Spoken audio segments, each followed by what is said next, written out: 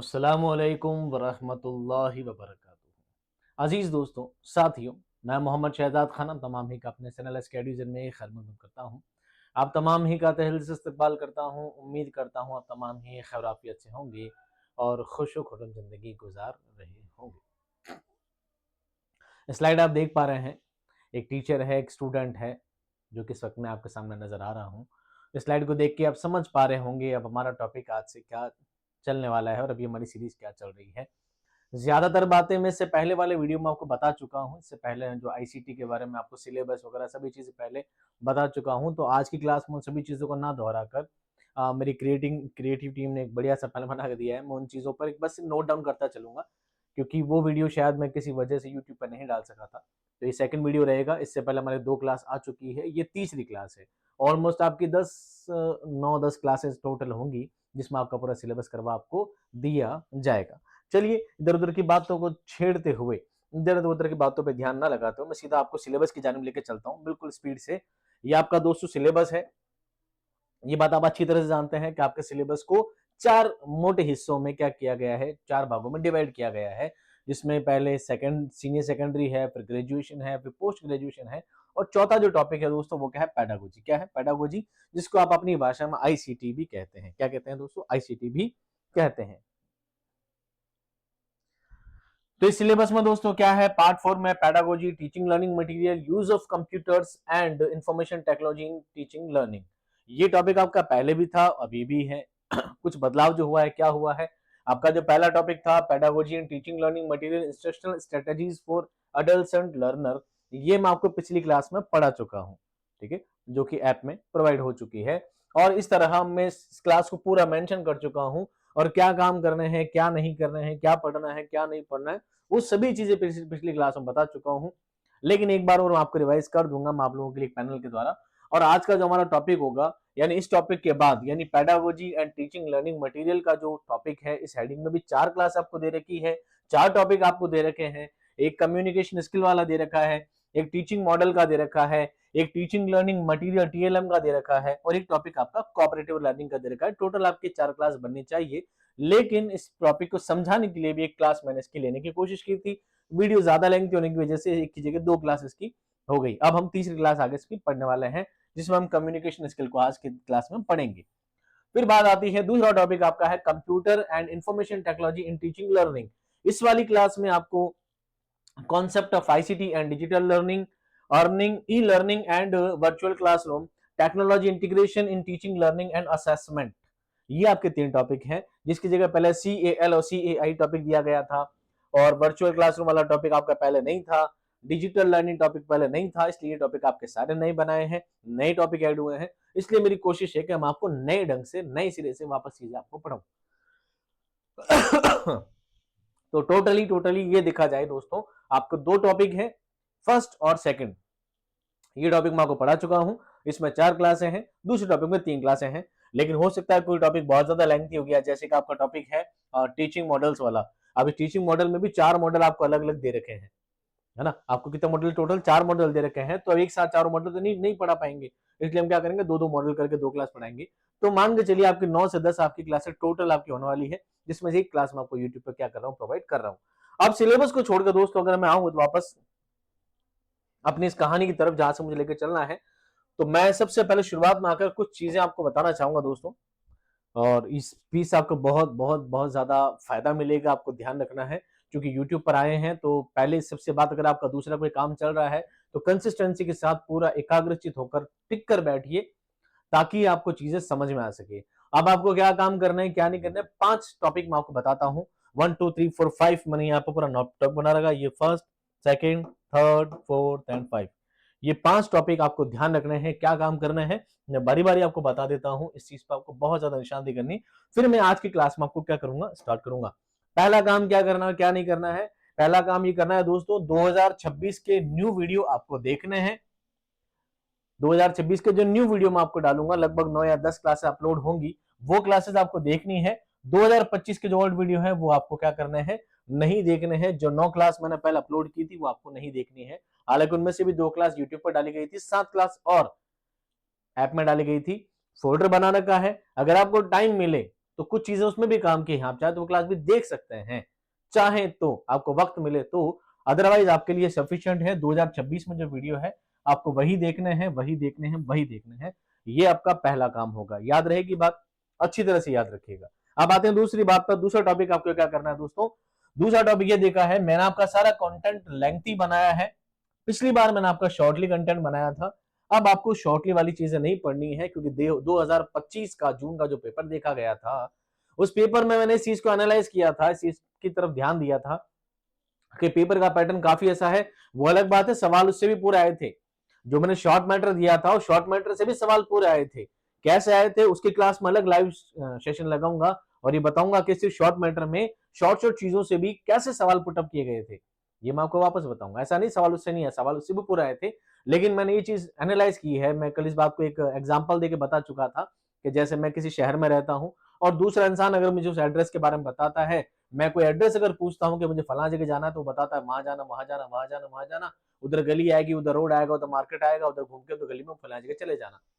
ये चीज तब पॉसिबल होती है जब मैं खुद उस बारे में जानता हूं।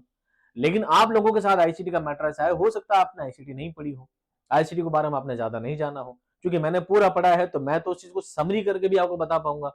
लेकिन समरी से क्या होता है, बहुत सारी चीजें आपके दिमाग से स्किप हो गई थी। उस चीज पर पूरा ध्यान रखते हुए मैंने पूरा मैटर आपका थोड़ा लेंथी मैटर बनाया है, थोड़ा ज्यादा मैटर बनाया है। अब आपको लेंथी मैटर ही पढ़ना है ताकि आप सवाल को इजीली इजीली हल कर सकें, क्योंकि अब आपका मामला अंडरस्टैंडिंग वाला है। और जैसा कि अभी आपका रीट लेवल 1 लेवल 2 के जो पेपर आ रहे हैं उसको आप देख ही पा रहे हैं, रीट लेवल लेवल 1 के जो जीके वगैरह के पेपर आए हैं, तो पेपर का पैटर्न कितना ज्यादा टफ हो गया है। तो इससे आप अंदाजा लगा लीजिए कि आने वाली जो 2026 में आपको जो पेपर आने वाला है फर्स्ट ग्रेड का, उस पेपर पैटर्न के अकॉर्डिंग दोस्तों आपके सवाल बहुत ज्यादा टफ आने वाले हैं। तो इस चीज की तरफ आपको लेंथी मैटर, डिटेलिंग में चीजें जानना जरूरी है।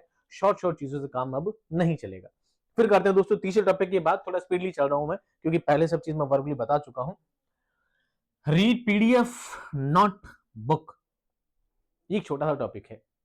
ये उनके लिए है जिन स्टूडेंट ने क्या लिया है, कंप्लीट कोर्स क्या लिया है, क्या लिया है, सीसी लिया है, कंप्लीट कोर्स लिया है, उनके लिए भी है।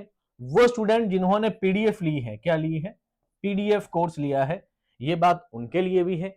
और वो स्टूडेंट जिन्होंने यूट्यूब पर क्लास ली है, क्या ली है, यूट्यूब पर क्लास ली है, उनके लिए भी। और वो स्टूडेंट जिन्होंने कुछ नहीं लिया उनके लिए भी क्या करना है, जिन्होंने कुछ नहीं लिया उनके लिए तो कोई मैटर है ही नहीं। बाकी जो 3 स्टूडेंट मेरे अलग अलग तरह की कैटेगरी के हैं, उनको ये बात ध्यान रखनी है, अब आपको पीडीएफ ही पढ़नी है, क्योंकि मैंने सारा कंटेंट दोबारा नए सिरे से नए ढंग से आपके एग्जाम पैटर्न को देखते हुए पूरे कंटेंट को वापस री एनालाइज किया है और वापस नए सिरे से बनाया है। अब आपको सारा कंटेंट पीडीएफ में पढ़ना है। अगर किसी ने ये बुक मंगाई है, इस बुक में जो कंटेंट दे रखा है आईसीटी का, मेरे हिसाब से आप ना ही पढ़े तो बेटर है। उस कंटेंट में आप बहुत ज्यादा उलझ जाएंगे कि सर यहाँ पे कुछ और है, क्लास में कुछ और है। तो आप बिल्कुल इस कंटेंट को भूल जाइए, इस किताब को मत पढ़िएगा। जो मैं कंटेंट क्लासेस यहाँ करा रहा हूँ वही क्लास पढ़िएगा, वही आपके लिए सफिशिएंट है। बहुत ज्यादा है, दोनों को लेकर उलझ जाओगे, क्योंकि यहाँ पर पुरानी वाला मैटर है, नई क्लास का मैटर नहीं है। अगर कोई स्टूडेंट ऐसा भी हो जो ये सोच रहा हो आज की तारीख में कि मैं किताब मंगा लेता हूँ, आईसीटी वाला टॉपिक क्लियर हो जाएगा, तो दोस्तों मत मंगाइएगा, आपका नुकसान हो जाएगा। आपका क्या हो जाएगा, नुकसान हो जाएगा। इसमें आईसीटी का मैटर पुराना वाला है, नया वाला नहीं है। नया वाला मैटर आपको पीडीएफ में ही मिलेगा और पीडीएफ से ही आपको पढ़ना होगा। क्लियर, अच्छी तरह याद रखिएगा दोस्तों, पीडीएफ ही पढ़नी है, किताब के चक्कर में मत रहिएगा, मत रहिएगा, मत रहिएगा। ऐसा ना हो पेपर देते टाइम आप मुझे बाद में गाड़े आंखों से बैठ कर कि सर ने पूरा नहीं पढ़ाया था, ऐसा नहीं कहा। यूट्यूब पर भी डालने का रीजन यही है कि जिन स्टूडेंट ने सिर्फ पीडीएफ कोर्स किया उनको भी इस बात का आइडिया लग जाए कि पीडीएफ कोर्स ही पढ़ना है। आपको जो किताब मिली उसके अलावा बहुत सारा कंटेंट है जो पीडीएफ में अलग से दिया जा चुका है। इस किताब को डायरेक्ट नहीं देकर, ये किताब नहीं दोस्तों, नोट्स इस पर लिखा है, कंप्लीट नोट्स। ये नोट्स डायरेक्ट नहीं देने का रीजन भी यही था कि बहुत सारी चीजें ऐसी होती है जो बाद में धीरे धीरे ऐड हो जाती हैं। अब मान लीजिए आप बाजार से 400-500 रुपए लगा के कोई गाइड लेकर आ गए, कुछ पता लगा आपको आधा मीटर ही है, क्या है उसमें आधा मीटर है। फिर आपने 4 दिन बाद लगाया आधा मीटर क्या करूं, फिर आप बाजार गए, फिर आप कोई दूसरी कंप्लीट किताब एक और लेकर आ गए कि यार नहीं मैं अनारकली वहां से पढ़ लूंगा, मैं वारदात वहां से पढ़ लूंगा, मैं अन्नदाता वहां से, फिर आप एक एक और मैटर लेकर आ गए, फिर आपको पता लगा ये भी कम पड़ रहा है। फिर 4 दिन में क्या होता है, बोर्ड आपका सिलेबस चेंज कर देता है, कोई टॉपिक नहीं ऐड कर देता है, फिर आप फिर परेशान होते हो, फिर एक नई गाइड लेकर आते हो। इन सारी बीमारियों से बचने के लिए दोस्तों हमने आपको एक पीडीएफ कोर्स लॉन्च किया, जिसका एक नमूने के तौर पे 637 पेज बना के एक बुक आपको हमने प्रोवाइड कर दी। अब इसके बाद अगर कोई चीज एक्स्ट्रा ऐड करनी है, आप अन्नदाता पूरा पढ़ना है, मैं आपको पीडीएफ दे देता हूँ। वो पीडीएफ फ्री है दोस्तों, वो आप चाहें तो टेक्निकल टीम को मैसेज करके मंगा सकते हैं। ठीक है, ये मैं आपको नंबर दे रखे हैं, मैंने आपको कई बार नेक्स्ट पेज बता दूंगा, मैंने आपको नंबर दे रखे हैं, उस नंबर पे आप क्या करिएगा, मैसेज कीजिए कि सर ने जो एडिशनल पीडीएफ दे रखी है वो पीडीएफ कैसे मंगाएं। तो जो भी आप मैसेज करेंगे वो पीडीएफ बिल्कुल फ्री है। अन्नदाता हुआ, वारदात हुआ, अनारकली, ये सारे जितने भी आपके नया कानून हुआ, लाजवंती, ये सारे अफसाने, खुलास, सभी चीजें बिल्कुल फ्री है, वो सारी चीजें अवेलेबल आपको हो जाती हैं। जिन्होंने कोर्स लिया उनके लिए भी, नहीं लिया उनके लिए भी सारी सुविधा है। और वैसे ये सब चीजें मैं ग्रुप में डालता रहता हूँ, अगर आप ग्रुप में ऐड है तो वहां से चीजें ले सकते हैं। तो दोस्तों फिर वही बात है कि जो कंटेंट नया ऐड हो जाता है तो वो चीज फायदेमंद रहती है कि अगर आप पीडीएफ कोर्स लेते हैं तो वो चीजें आपको वहां पर मिल जाती है। जो चीजें बुक में नहीं होती है वो चीजें पीडीएफ में आपको वहां पर मिल जाती है। वहां से आप मोबाइल के द्वारा उन चीजों को अपने पढ़ सकते हैं। वो अलग बात है, पीडीएफ डाउनलोड नहीं होती है, मोबाइल में पढ़ना होता है। अब आते हैं दोस्तों चौथी बात आपको क्या करनी है। चौथी बात दोस्तों करनी है अंडरस्टैंड, डोंट मगअप। अब मगअप क्या चीज है, मगअप को हिंदी में लिख देता हूं, मेरी इंग्लिश थोड़ी निकल जाती है। रट्टा मारना, मगअप किसको कहते हैं दोस्तों, रट्टा मारने को। रट्टा नहीं मारना है, क्या करना है, सिर्फ अंडरस्टैंड करना है। क्या करना है, सिर्फ अंडरस्टैंड करना है, डोंट मगअप। आपको आईसीटी को दोस्तों क्या करना है, आईसीटी जो आपका टॉपिक है, आईसीटी को क्या करना है, सिर्फ समझना है। आईसीटी एक समझने का कॉन्सेप्ट है। आईसीटी रट्टा मारने की चीजें नहीं कि मैं किताब में पढ़ के चला जाऊंगा बार बार बार बार बार बार बार बार और आज। आईसीटी समझने का, आईसीटी पैडागोजी, ये समझने की चीजें हैं। जैसे आपके एक टॉपिक आता है इल्म बलागत वाला, बलागत वाली चीजें याद करने की नहीं होती हैं, वो समझने की होती है कि कहां पर कौन सी सनद डाली जाती है, कौन सी सनद का किस तरह इस्तेमाल किया जाता है। आपको चीजें समझनी होती है, अंडरस्टैंड करनी होती है कि शेर का असल में मतलब क्या होता है। ऐसी चीजें दोस्तों आईसीटी में, पैडागोजी में, इनको आपको रटना नहीं होता है बल्कि आपको उसको समझना होता है। क्या होना करना पड़ता है, समझो कि कॉन्सेप्ट क्या कहना चाहते हैं। हाँ, गिने चुने कुछ थिंकर के नाम है, कुछ फिलोसोफर के नाम है, कुछ दार्शनिकों के नाम है, कुछ मुहक्किकीन के, मुफक्किरीन के नाम है। अपने को नाम को याद रखना है। कुछ गिनी चुनी चीजें हैं जो कॉन्सेप्चुअल चीजें हैं, वो हेडिंग, वो चार्ट। इस बार सबसे बेहतर चीज आपके लिए है कि इस बार मैंने पूरी क्लासेस को, पूरे ही मैटर को, आईसीटी का जितना भी मैटर है, पूरा जखीरा है, उसको मैंने पूरा चार्टेड बनाया है। मैं दिखा देता हूं आपको थोड़ी बहुत चीजें, आपको हर चीज याद करने के लिए। ये चलो मैं पहले पॉइंट बताता हूं, फिर मैं आपको बताऊंगा। मैंने हर चीज का ग्राफ बना रखा, हर चीज का चार्ट बना रखा है। आप सिर्फ चार्ट से ही पता लगा लेंगे कि चीजें क्या है। एक बार आपने थ्योरी पढ़ ली तो बस एक चार्ट से आपको समझ में आ जाएगा, अच्छा ये ऐसा ऐसा ऐसा ऐसा है। आप चाहे तो आराम से कॉपी लेकर उसको बैठ के बना सकते हैं, उससे ही आपका काम हो जाएगा। पूरी किताब, पूरी थ्योरी पढ़ने की जरूरत भी नहीं है, चार्ट ही बहुत कुछ आपके लिए। कोशिश की गई है कंटेंट को काफी ज्यादा एनालाइज करके आपको बनाने की। तो दोस्तों समझने का काम है, समझे, रट्टा नहीं मारे। दो बार एक क्लास समझ में नहीं आती है, दो बार देखिए। और लास्ट आपको आखिरी जो काम करना है दोस्तों, अब आपकी आखिरी बात रही है जो आपका सबसे बड़ा इश्यू रहता है लाइव क्लास का। तो इंशाल्लाह मैं आप पहले क्लास में बता चुका हूं। अब आपका जो भी डाउट रहता है, जिन्होंने कंप्लीट कोर्स लिया है उनके लिए भी, जिन्होंने पीडीएफ कोर्स लिया है उनके लिए भी, जिन्होंने टेस्ट सीरीज लिए है उनके लिए भी, जिन्होंने कुछ नहीं लिया है, सिर्फ यूट्यूब पर जो आते हैं उनके लिए भी, आप सभी के लिए अच्छी बात यह है कि अब मैं क्या करूंगा, लाइव क्लास का सेशन लगाऊंगा। कोशिश करेंगे हफ्ते में 3 बार, शाम 7 से 8 बजे या 8 से 9 बजे, जैसे भी टाइमिंग मैच होगा। और उस क्लास में मैं आपको कुछ भी पढ़ाने वाला नहीं हूँ, कुछ भी बताने वाला नहीं हूँ। वो क्लास सिर्फ और सिर्फ समझ लीजिए आपके डाउट के लिए है। आपको जहां पर भी डाउट है, किताब को लेकर, सवाल को लेकर, किसी टॉपिक को लेकर, कोई टेस्ट के किसी बिंदु को लेकर, कोई चीज समझने को लेकर, आप जो भी चीज, आप जैसे ही कमेंट करेंगे सर मुझे इस बारे में जानना था, आपके लिए सवाल का जवाब आपके लिए हाजिर है। और हो सका आपने कोई डिटेलिंग वाली चीज पूछ ली तो हो सकता है उन चीजों को मैं उस दिन स्किप करके, उस चीज को नोट डाउन करके नेक्स्ट डे यानी अगले दिन जब हम क्लास लेंगे उस सवाल को मैं पहले बताऊंगा कि जो आपने सवाल डाला है। या आप चाहें तो कमेंट बॉक्स आपके लिए डाल दिया जाएगा। आप जो कमेंट करेंगे मैं कोशिश करूंगा पूरी प्रिपरेशन के साथ, पूरी तैयारी के साथ कि आज इन सभी सवालों के बहुत अच्छे से जवाब देने हैं। तो ये चीज आपको क्या रहेगी, आप फायदा देगी बहुत जल्द। यानी मान के चलिए भी संडे तक ये पूरा कोर्स हो जाएगा, तो संडे से या मंडे से हम लाइव सेशन का क्लास इंशाल्लाह लगा देंगे। टाइमिंग वगैरह क्या रखना है, क्या रखना, पोल डाल दूंगा, वहां सब चीजें पता लग जाएगी। तो दोस्तों यहां तक थी मेरी मुख्य बात। अब मैं स्टार्ट करूंगा दोस्तों आज का टॉपिक। आज का हमारा टॉपिक दोस्तों बड़ा प्यारा, बड़ा इंटरेस्टिंग टॉपिक है। इसको हम बोलते हैं कम्युनिकेशन। क्या बोलते हैं, कम्युनिकेशन। ये आपका सिलेबस है, सिलेबस का आपका जो पहला टॉपिक है उस पहले टॉपिक में लिखा हुआ है communication skills and use of various verbal and non verbal classroom communication strategies. Strategies योजनाएं, स्ट्रेटेजीज योजनाएं, कई जगह षड्यंत्र भी बोलते हैं स्ट्रेटेजी को। योजनाएं क्या पढ़ेंगे इसको, योजनाएं। पहले आपका टॉपिक सिर्फ इतना ही था कि पहले आपको सिर्फ कम्युनिकेशन स्किल के बारे में ही पढ़ना था। अब आपका टॉपिक एक स्टेप ऊपर आ गया है, उसमें क्या कर दिया इन्होंने, verbal and non verbal classroom communication को भी साथ में ऐड कर दिया। वो अलग बात है कि जब मैंने आपको पिछली बार शॉर्ट मैटर भी पढ़ाया था तो मैंने वहां पर भी क्लासरूम वाले टॉपिक को ऐड कर दिया था, जबकि आपसे पूछा नहीं था, पर फिर भी मैंने ऐड कर दिया था। हो सकता है क्लासरूम रिगार्डिंग कोई बात पूछ ले, क्योंकि संप्रेषण का काम दुनिया में हर जगह होता है। संप्रेषण, वार्तालाप, कम्युनिकेशन, संचार, कम्युनिकेशन संचार भी कहेंगे इसको, क्या कहेंगे, संचार कहेंगे, इसको संप्रेषण कहेंगे, इसको वार्तालाप कहेंगे, इसको अलग अलग अलग नाम से जानेंगे। अब इसके अलग अलग बातचीत करने के भी बहुत तरीके हैं दोस्तों, बातचीत करने के बहुत तरीके हैं। एक बातचीत दो इंसान आपस में बैठ के करते हैं, एक बात है जो मैंने कही है, दूसरे इंसान ने सुनी है। एक बात होती है जो टीचर कहता है और सामने बहुत सारे बच्चे बैठ के सुनते हैं। एक बात ऐसी है जो किसी ग्रुप में बैठकर की जाती है और ग्रुप का फर्दन फर्दन सभी अपनी अपनी बात रखते हैं। एक बात ऐसी होती है, एक नेता होता है, भाषण देता है, एक स्टेज पे खड़ा होकर अपनी बात कहता है और एक बहुत बड़ी आवाम उस बात को सुनती है। तो बात कही जा रही है। और एक बात ऐसी होती है, मैं यहाँ मोबाइल से बात कह रहा हूँ, सामने मोबाइल पर दूसरा इंसान सुन रहा है, कहीं तो बात ही जा रही है। असल मुद्दा किसका है, असल मुद्दा इस बात का है, असल मुद्दा किसका है, इस बात का है जो चारों तरफ घूमती फिर रही है। अब इस बात को कहीं संचार कहेंगे, कहीं संप्रेषण कहेंगे, कहीं वार्तालाप कहेंगे। क्यों कहेंगे, क्योंकि जगह जगह इसकी मतलब, इसके मायने बदल जाते हैं। क्योंकि जब दो इंसानों में हो रही है तो फिर बातचीत है, वार्तालाप है, किस तरह हो रहा है। जब ज्यादा लोगों में हो रही तो क्या मतलब है, ग्रुप में हो रही तो क्या मतलब है। बात एक ही है, जो कम्युनिकेशन पकड़ेंगे हम, बात को सिर्फ बात से पकड़ेंगे, लेकिन इसका मतलब अलग अलग है। और आपको उर्दू में देखने के लिए जब आप ये टॉपिक पढ़ेंगे तो आपको कहीं जगह इसी कम्युनिकेशन साथ में अगर वर्ड मिल जाता है, मैंने हिंदी लिखने की भी कोशिश की है ताकि आप हिंदी में भी चीजें समझ सको। और जब आप उर्दू में इस चीज को पढ़ेंगे तो कहीं जगह आपको मिलेगा मवासिलात, कहीं जगह मिलेगा इबलाग और कहीं मिलेगा तरसील। तीनों का मतलब लगभग एक ही है। अगर आपको मवासिलात मिले तो भी इसका मतलब संप्रेषण है, इबलाग का मतलब भी संप्रेषण है, तरसील का मतलब भी संप्रेषण है।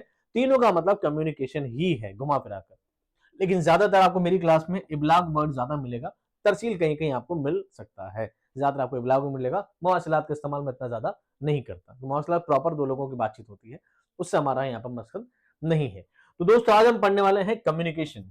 पिछली बार कम्युनिकेशन जो मैंने पढ़ाया था तो सिर्फ वहां या 9 पैनल के अंदर मैंने पूरी क्लास निबेड़ दी थी, शॉर्ट एंड स्वीट। आज 30 या 35 पेज में सभी चीजों को डिटेलिंग में बयान किया है कि सवाल कहीं से भी आए आपको बात को गहराई तक समझना है, कि सवाल कहीं से भी आ जाए तो आपको समझ में आ जाए। हालांकि इसके अंदर भी टॉपिक और है जो मैंने छोड़ दिया है जानबूझकर, क्योंकि इतना ज्यादा गहरा जाना भी ठीक नहीं है कि क्लास आपकी बहुत ही ज्यादा तवील हो जाए। तवालत ठीक है, बहुत ज्यादा तवील दास्तान जितना ठीक नहीं है। अफसाने को नॉवल तक लाना ठीक है, लेकिन नॉवल को दास्तान तक ले जाना काम की बात नहीं है। तो चलिए दोस्तों मैं शुरू करता हूं। आज का टॉपिक हमारा कम्युनिकेशन, जिसको हिंदी में क्या कहेंगे, संप्रेषण।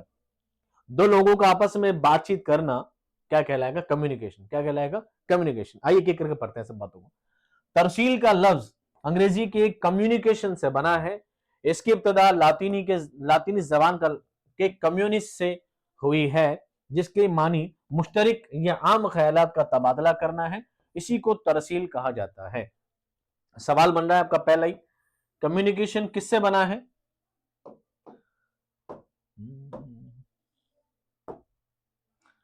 सवाल क्या दोस्तों, पहला, कम्युनिकेशन कम्युनिस्ट से बना है, जो कि लैटिन जबान यानी लातीनी जबान से बना है। किससे बना है, लातीनी जबान से। लातीनी जबान का कम्युनिस्ट से क्या बना है, कम्युनिकेशन, जिसका मतलब है तबादला ख्यालात, यानी इंसान की अपनी सोच को, अपने विचारों का आदान प्रदान करना ही क्या कहलाएगा, कम्युनिकेशन कहलाएगा। तरसील एक ऐसा दो तरफा अमल है जिसमें दो या ज्यादा अफराद, अफराद जमा है फर्द की, फर्द यानी व्यक्ति, ख्यालात, जज्बात, मालूमात और तासुरात का तबादला करते हैं। तरसील एक दो तरफा अमल है। तरसील एक तरफा अमल नहीं है, बल्कि कैसा अमल है, दो तरफा, आमने सामने से। एक कहने वाला होगा, एक सुनने वाला होगा। अब वो एक कहने वाला हो सकता है और सुनने वाले में बहुत ज्यादा हो सकते हैं, एक भी हो सकता है, दो भी हो सकते हैं, चार भी हो सकते हैं और 4000 भी हो सकते हैं। लेकिन एक कहने वाला होगा और एक पार्टिकुलर सुनने वाला होगा।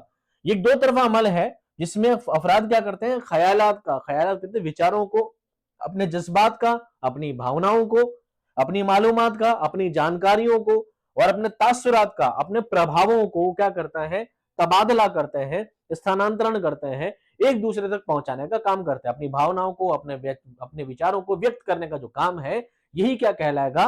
कम्युनिकेशन कहलाएगा। तरसील का मकसद एक मुश्तरी का मफहूम पैदा करना होता है, यानी मुश्तरी का हिंदी में कहते हैं संयुक्त। क्या कहते हैं? संयुक्त। बहुत सारे वर्ड होंगे जो नहीं पता होंगे, मैं लिख दूंगा बार बार। तरसील का मकसद उद्देश्य, तरसील का जो उद्देश्य है वो क्या है? मुश्तरी का मफहूम, एक संयुक्त मफहूम पैदा करना, किसी बात का मतलब निकालना ही क्या है? कम्युनिकेशन है। ऐसा नहीं किसी इंसान ने बड़बड़ा दिया, मन की बात कह दी और लोगों ने सुन ली, ऐसी कोई बात नहीं है। लेकिन किसी बात का अर्थ निकलना, अर्थपूर्ण वार्तालाप को ही क्या कहेंगे? संप्रेषण कहेंगे। एक मुतार्रिक अमल है जिसमें अल्फाज, इशारात, हरकत या दीगर लफ्जी और गैर लफ्जी जराए इस्तेमाल हो सकते हैं। अब ये बात आपको और समझनी है, लफ्जी और गैर लफ्जी बातचीत सिर्फ मुंह से नहीं हो सकती है, बल्कि एक्सप्रेशन से हो सकती है, बाहों से हो सकती है, इशारों से हो सकती है, या किसी आवाज के जरिए भी हो सकती है। जैसे 3-4 तरीके हो सकते हैं। आपने मुझसे कोई सवाल, आपने किसी से कोई सवाल किया और उस इंसान को जवाब नहीं आता था, तो उसने मुंह से बोला नहीं, ये हो गया शाब्दिक। क्या बोला? नहीं। लेकिन हमारे नॉर्मल सवाल का जवाब आता है, क्या बोला? एक तरीका होता है ना, एक कच करना। ये कच करना क्या है? एक इशारातन है। या आप कह सकते हैं कि सवाल का जवाब आता, बोलेंगे, या इसमें बोलने की जरूरत तो नहीं पड़ी, लेकिन ये सभी क्या है? जवाब तो है। जवाब तो है, अगले को पता लग गया ना कि उसको नहीं आता है। अब ये मुंह से बोला जाए, इशारे से बोला जाए, छूकर बोला जाए, सभी तरीके हो सकते हैं और ये सभी भी संप्रेषण में शामिल होंगे। आगे कैटेगरी आएगी, मैं डिटेलिंग में आपको बताऊंगा, बिल्कुल निश्चिंत रहिए। एक लफ्ज है दोस्तों, लीगन्स। एक व्यक्ति है अंग्रेज, क्या नाम है? लीगन्स। क्या नाम है? लीगन्स। लीगन्स इसकी परिभाषा क्या लिखते हैं? मवासलात या संप्रेषण या कम्युनिकेशन एक ऐसा अमल है, एक ऐसी क्रिया है जिसके जरिए दो से ज्यादा अफराद ख्यालात, हकाइक, एहसासात और तासुरात का तबादला इस तरह करते हैं कि तमाम लोग इज्तिमाई तौर पर मौसूल होने वाले पैगामात को समझ सकते हैं। मवासलात के एक जरिए पैगाम भेजने वाले के और पैगाम वसूल करने वाले के दरमियान राब्ता कायम होता है। दोनों के बीच में एक राब्ता होता है, कनेक्शन होता है। ये कनेक्शन ही क्या कहलाता है दोस्तों? कम्युनिकेशन कहलाता है। फिर एक बंदा आता है एंडरसन। कौन आता है? एंडरसन। ये क्या कहते हैं? तरसील एक मुतहर्रिक कहते हैं सक्रिय, मुतहर्रिक अमल है, एक सक्रिय क्रिया है, एक्टिव वर्क है, जिसके जरिए एक शख्स शऊरी या लाशऊरी तौर पर किसी ना किसी जरिए से दूसरे शख्स के इदराकी ढांचे को मुतासिर करता है, उसके कॉग्निटिव, उसके दिमाग को क्या करता है? प्रभावित करता है कि मैंने जो बात कही है उस बात से या तो वो रिएक्ट करेगा, मैंने कोई बात बुरी कही है तो अगला गुस्सा करेगा, मैंने कोई बात दिल दुखाने वाली कही है तो हो सकता है वो रो देगा, मैंने बात मजाकतन कही तो हो सकता है हंस देगा। उसके कॉग्निटिव, उसके दिमाग के ख्यालात को क्या करेगा? प्रभावशील बना देगा। यही संप्रेषण है। और एक शख्स और आता है, इनका नाम है एडगर गेल। क्या नाम है? एडगर गेल। जब हम पढ़ेंगे TLM, टीचिंग लर्निंग मटेरियल, तब भी इनका नाम आएगा, एडगर गेल का। इन्होंने एक शंकु बनाया है। क्या बनाया है? शंकु। इन्होंने क्या बनाया है? एक शंकु बनाया है, जिसको एडगर गिल शंकु या अनुभव शंकु कहा जाता है। क्या कहा जाता है? अनुभव शंकु। जिसमें क्या होता है? बताते हैं कि सबसे जो कम चीजें होती है वो होती है पढ़ना, फिर पढ़ने के बाद ज्यादा मुतासिर चीजें होती है लिखना, फिर उससे बढ़िया होता है चौक बोर्ड, फिर होता है दूसरा बोर्ड, फिर होता है फ्रेम बोर्ड, फिर होता है टीवी, फिर स्लाइड, फिर OHP। एंड में आते आते सबसे बढ़िया चीज कौन सी है? सबसे बढ़िया चीज होती है आदमी खुद देखेगा। अगर बच्चे को डायरेक्ट जाके मेहरानगढ़ का किला दिखा देंगे, बेटा ये मेहरानगढ़ का किला है, फलाना आदमी ने बनवाया था, फलाना आदमी की जंग हुई थी, तो उसको सब चीजें प्रैक्टिकली याद हो जाएगी। और वो सबसे अच्छा तरीका होता है चीजों को याद करवाना। ये अलग टॉपिक है। एडगर गिल ने क्या है? अनुभव शंकु बनाया है, वो हम पढ़ेंगे बाद में। एडगर गिल कहते हैं तरसील दूसरों के एहसासात और ख्यालात को जानने और समझने का क्या है? अमल है। क्या है? समझने का अमल है। फिर एक शख्स आते हैं दोस्तों, कीथ डेविस। कौन आते हैं? Keith Davis. ये कहते हैं तरसील वो अमल है जिसमें पैगाम और फहम एक शख्स से दूसरे शख्स तक पहुंचाए जाते हैं। ओवरऑल देखा जाए दोस्तों, सभी परिभाषाएं सेम है कि एक पैगाम को दूसरे तक पहुंचाना ही क्या है? संप्रेषण है। और सभी ने बात को घुमा फिरा कर एक ही बात को क्या किया है? काउंटर किया है। एक है लुइस एलन। ये कहते हैं तरसील से मुराद वो तमाम सरगर्मियां, क्रिया विधियां हैं जो एक शख्स और दूसरे शख्स को अपनी बात समझाने के लिए तैयार करते हैं इसमें एक मुनज़्ज़म और मुसलसल कहने, सुनने और समझने का अमल शामिल होता है।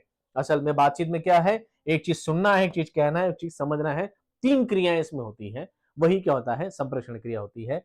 फिर एक बंदा आते हैं, उनका नाम है हैरोल्ड कुम्स एंड हीन्स वेंडिच। ये 2 लोग हैं, इन दोनों ने मिलकर एक परिभाषा दी है, तारीफ दी है, इस्तिलाह दी है। तरसील मालूमात को भेजने वाले की तरफ से वसूल करने वाले तक मुंतकिल करने का अमल है। मुंतकिल करना, स्थानांतरण करने का अमल है, क्रिया है। वो मालूमात को उसी सूरत में समझ सके जैसा मैंने कहा है। और आखिरी परिभाषा रॉजर्स की, किसकी है?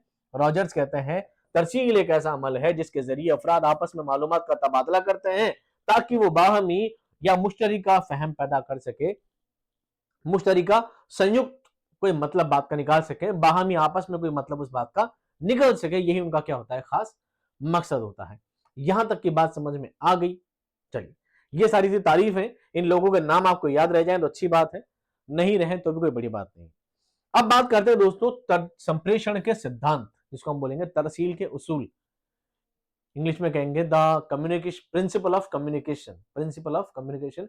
क्यों मैं तीनों भाषाओं का इस्तेमाल कर रहा हूं, इस बात को आप अच्छी तरह से घोट लीजिए। पेपर जो आपका आएगा दोस्तों, वो आएगा उर्दू में, वो आएगा उर्दू में। जगह जगह उर्दू समझाने के लिए, उर्दू के बहुत सारे वर्ड ऐसे होते हैं, बहुत क्रिटिकल होते हैं, टेक्निकल वर्ड होते हैं, समझ में नहीं आए तो मैंने देखा है 2025 के पेपर में इस चीज को महसूस किया है कि जहां पर उर्दू के वर्ड मुश्किल है वहां पर क्या किया गया है, जगह जगह अंग्रेजी को इस्तेमाल किया गया है लेकिन पूरे पेपर में शुरू से लेकर एंड तक कहीं भी हिंदी का एक लफ्ज नहीं था। इसलिए मजबूरी है कि आपको बार बार हर जगह अंग्रेजी शामिल करनी पड़ रही है कि खुदा ना खास्ता अगर आपको ऐसा हो जाए कि उर्दू वाला वर्ड समझ में नहीं आए तो दोस्तों आप अंग्रेजी के वर्ड से उस सवाल को पकड़ सके कि सर ने क्या समझाया था।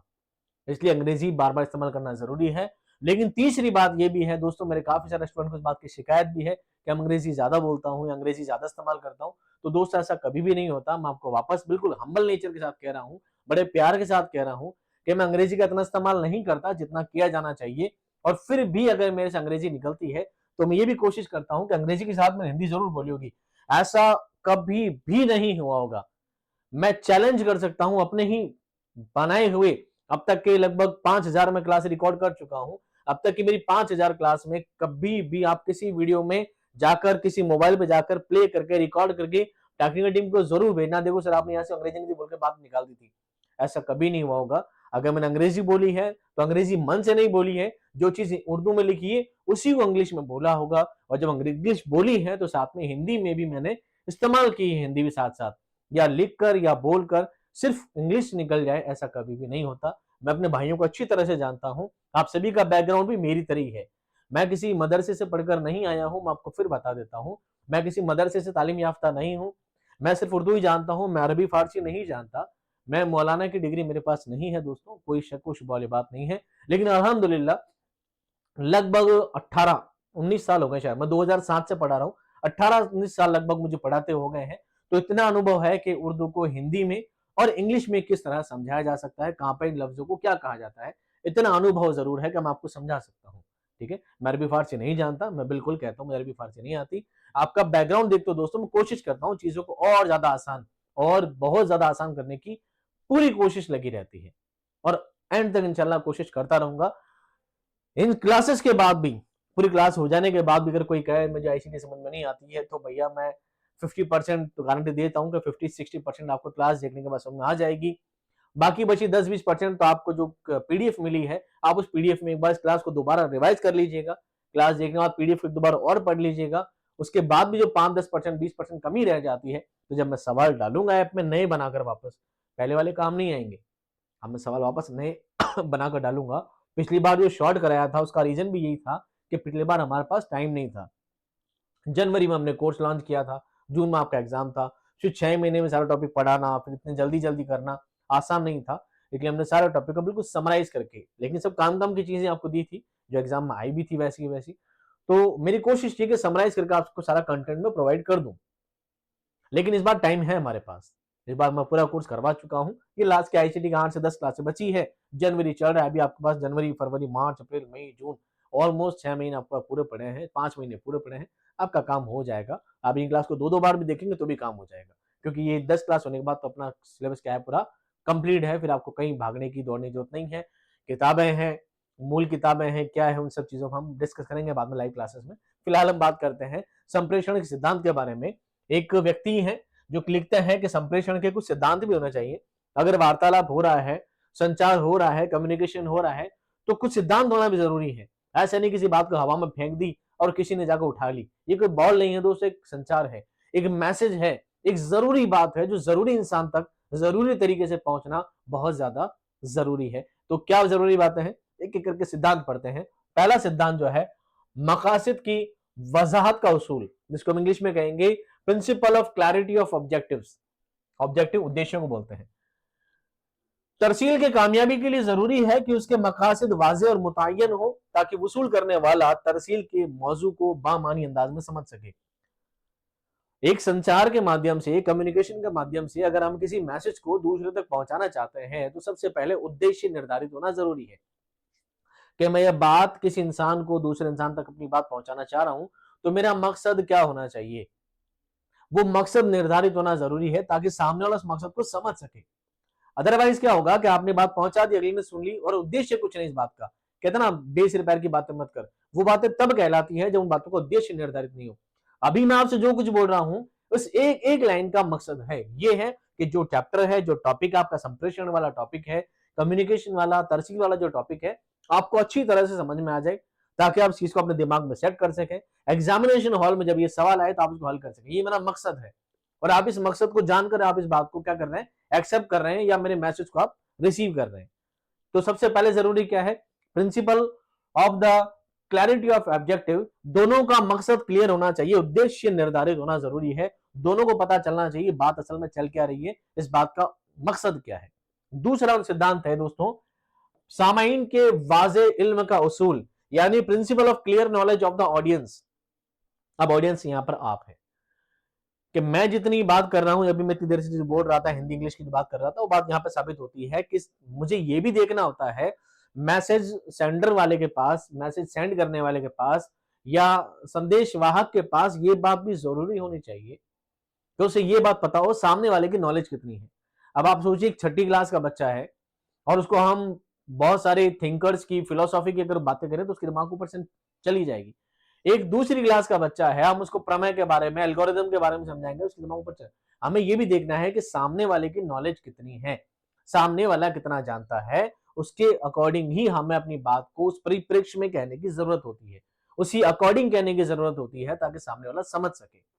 तो मैं जानता हूं आप लोगों का बैकग्राउंड उर्दू से नहीं होगा, बहुत सारे ऐसे भी होंगे जिन्होंने 10th में ही उर्दू ली हो, आगे से स्टार्ट की हो। बहुत सारे ऐसे हैं जिन्होंने बी एडिशनल करके एमए करके आए हो। बहुत सारे ऐसे भी होंगे जिन्होंने उर्दू से कोई वास्ता नहीं होगा, लेकिन ये सोचकर आ जाते हैं कि उर्दू में कंपटीशन कम है, उर्दू इजी है, ऐसा बहुत सारी बातें होंगी। तो उनका उर्दू से शुरू से कोई वास्ता ही नहीं रहा हो, फिर भी उर्दू पढ़ने की कोशिश कर रहे हैं। ऐसा कुछ नहीं, बुरा मानने वाली बातें नहीं। मेरे पास बहुत सारे मैसेज आते हैं इस तरह के, ठीक है, टीम के पास मैसेज आते हैं, मैं भी टाइम निकाल कर पढ़ता हूँ। बहुत सारे ऐसे भी हैं सर, मैं तो हिंदी में लिख लिख के याद कर रहा हूँ। अरे भाई, क्यों उर्दू का जनाजा निकाल रहे हो। तो ऐसे भी हैं कि जो उर्दू को हिंदी में लिख लिख के याद कर रहे हैं, फिर ये भी कोशिश करते हैं कि उस उर्दू को अच्छे समझ सकें। वो सही बताऊं, मेरी नजर में अपने ही पैरों पे कुल्हाड़ी मार रहे हैं जो हिंदी में लिख लिख के याद करते हैं, मेरी नजर में। क्योंकि जब आप उर्दू को ढंग से पढ़ ही नहीं पा रहे हो, उर्दू को लिख नहीं पा रहे हो, उर्दू को ध्यान नहीं दे पा रहे हो। तभी मैंने चेक किया था कुछ दिन पहले, किसका पेपर था, रीड लेवल 1 का पेपर था। 64 पेज की बुकलेट आई थी। एक सवाल में 4 सवाल बनाकर दिए थे बोर्ड ने, यानी 100 सवाल में 400 सवाल दिए थे। अब सोचो 400 सवाल को हल करने के लिए 2.5 घंटा कितना मुश्किल काम हो सकता है। यानी बहुत से बच्चे ऐसे थे जो पेपर पूरा पढ़ भी नहीं पाए थे। अब आप पढ़ेंगे ऐसे वो एक रील आती है कभी कभी, याद आ गया मुझे एकदम से एक बच्चा होता है, वो किसी दुकान में जाता है और बोलता है भैया एक सिगरेट देना। क्या देना? सिगरेट देना। तो वो बच्चा सिगरेट ले लेता है, फिर वो दुकानदार से बोलता है भैया एक माचिस भी दे दो। क्या दे दो? एक माचिस भी दे दो। तो दुकानदार कहता है तू इतना छोटा बच्चा स्कूल जाता है, इतना छोटा बच्चा स्कूल जाता है, पढ़ा लिखा भी है, ये गलत काम है, धूम्रपान करना अच्छी बात नहीं है। ऊपर लिखा नहीं क्या? तो ऊपर लिखा होता है धूम्रपान करना सेहत के लिए हानिकारक है तो ऊपर लिखा है, पढ़ना नहीं आता क्या? वो पढ़ के वो बोलता ध ध मा के मात्रा धू मा रा, पकड़ माचिस भागे ऐसे नाम को। तो यही बात है दोस्तों कि सामने वाले इंसान को पता होना जरूरी है, सामने वाले का स्टेटस क्या है। मैं आपको जानता हूं, आप हिंदी में पढ़ने वाले हैं, तो इसलिए आपके लिए बहुत ज्यादा कोशिश की है इंग्लिश को साथ में शामिल करने के लिए। इबलाग की कामयाबी संप्रेषण की सफलता के लिए यह जरूरी है कि इब्लाग करने वाले को यह इल्म हो कि सामाईन कैसे हैं, ताकि पेश किया जाने वाला मौजू सामाईन के इल्म और उनके ख्वाहिश के मुताबिक जामे और बामानी अंदाज में, जामे कहते हैं व्यापक, पेश किया जाए। इसके अलावा उसकी बात का भी ख्याल रखना चाहिए कि इब्लाग सामाईन के लिए आसानी से काबिल फहम हो, काबिल फहम आसानी से समझ में आने वाला हो, जो कुछ बात आपको बताई जा रही है। जिसका सिद्धांत है, संप्रेषण के सिद्धांत में जरूरी है। अगर ये सिद्धांत नहीं है, अगर इस चीज की पूर्ति नहीं हो पा रही है, इसका मतलब संप्रेषण अधूरा है, आपका कम्युनिकेशन साइकिल कहीं ना कहीं टूट गया है, आपने जो बात बताई है कहीं ना कहीं कमजोर रह गई है। अगर उद्देश्य निर्धारित नहीं है, अगर वहां पर कोई वजाहत वाला उसूल नहीं है, दोनों को पता ही नहीं उद्देश्य क्या, बस फालतू, मान लीजिए ये क्लास यूट्यूब पे चल रही है और मान लीजिए कोई कंपटीशन के अलावा आपको पता फर्स्ट ग्रेड के सिलेबस में शामिल है, और कोई 10th का बच्चा आ जाए जिसको शजासत लगा हुआ, देखते हैं क्या पढ़ रहा है। अगर 10th वाला बच्चा पढ़ रहा है तो उसको कुछ समझ में नहीं आएगा, सर बोल तो रहे हैं बहुत देर से, सर 2 घंटे माथा खाकर गए लेकिन समझ में कुछ नहीं आया, क्योंकि मेरी तरफ से उद्देश्य क्लियर है, उसकी तरफ से उद्देश्य क्लियर नहीं, उसको पता नहीं कि सब क्यों पढ़ा जा रहा है, ये सब क्या है। उद्देश्य क्लियर होना जरूरी है।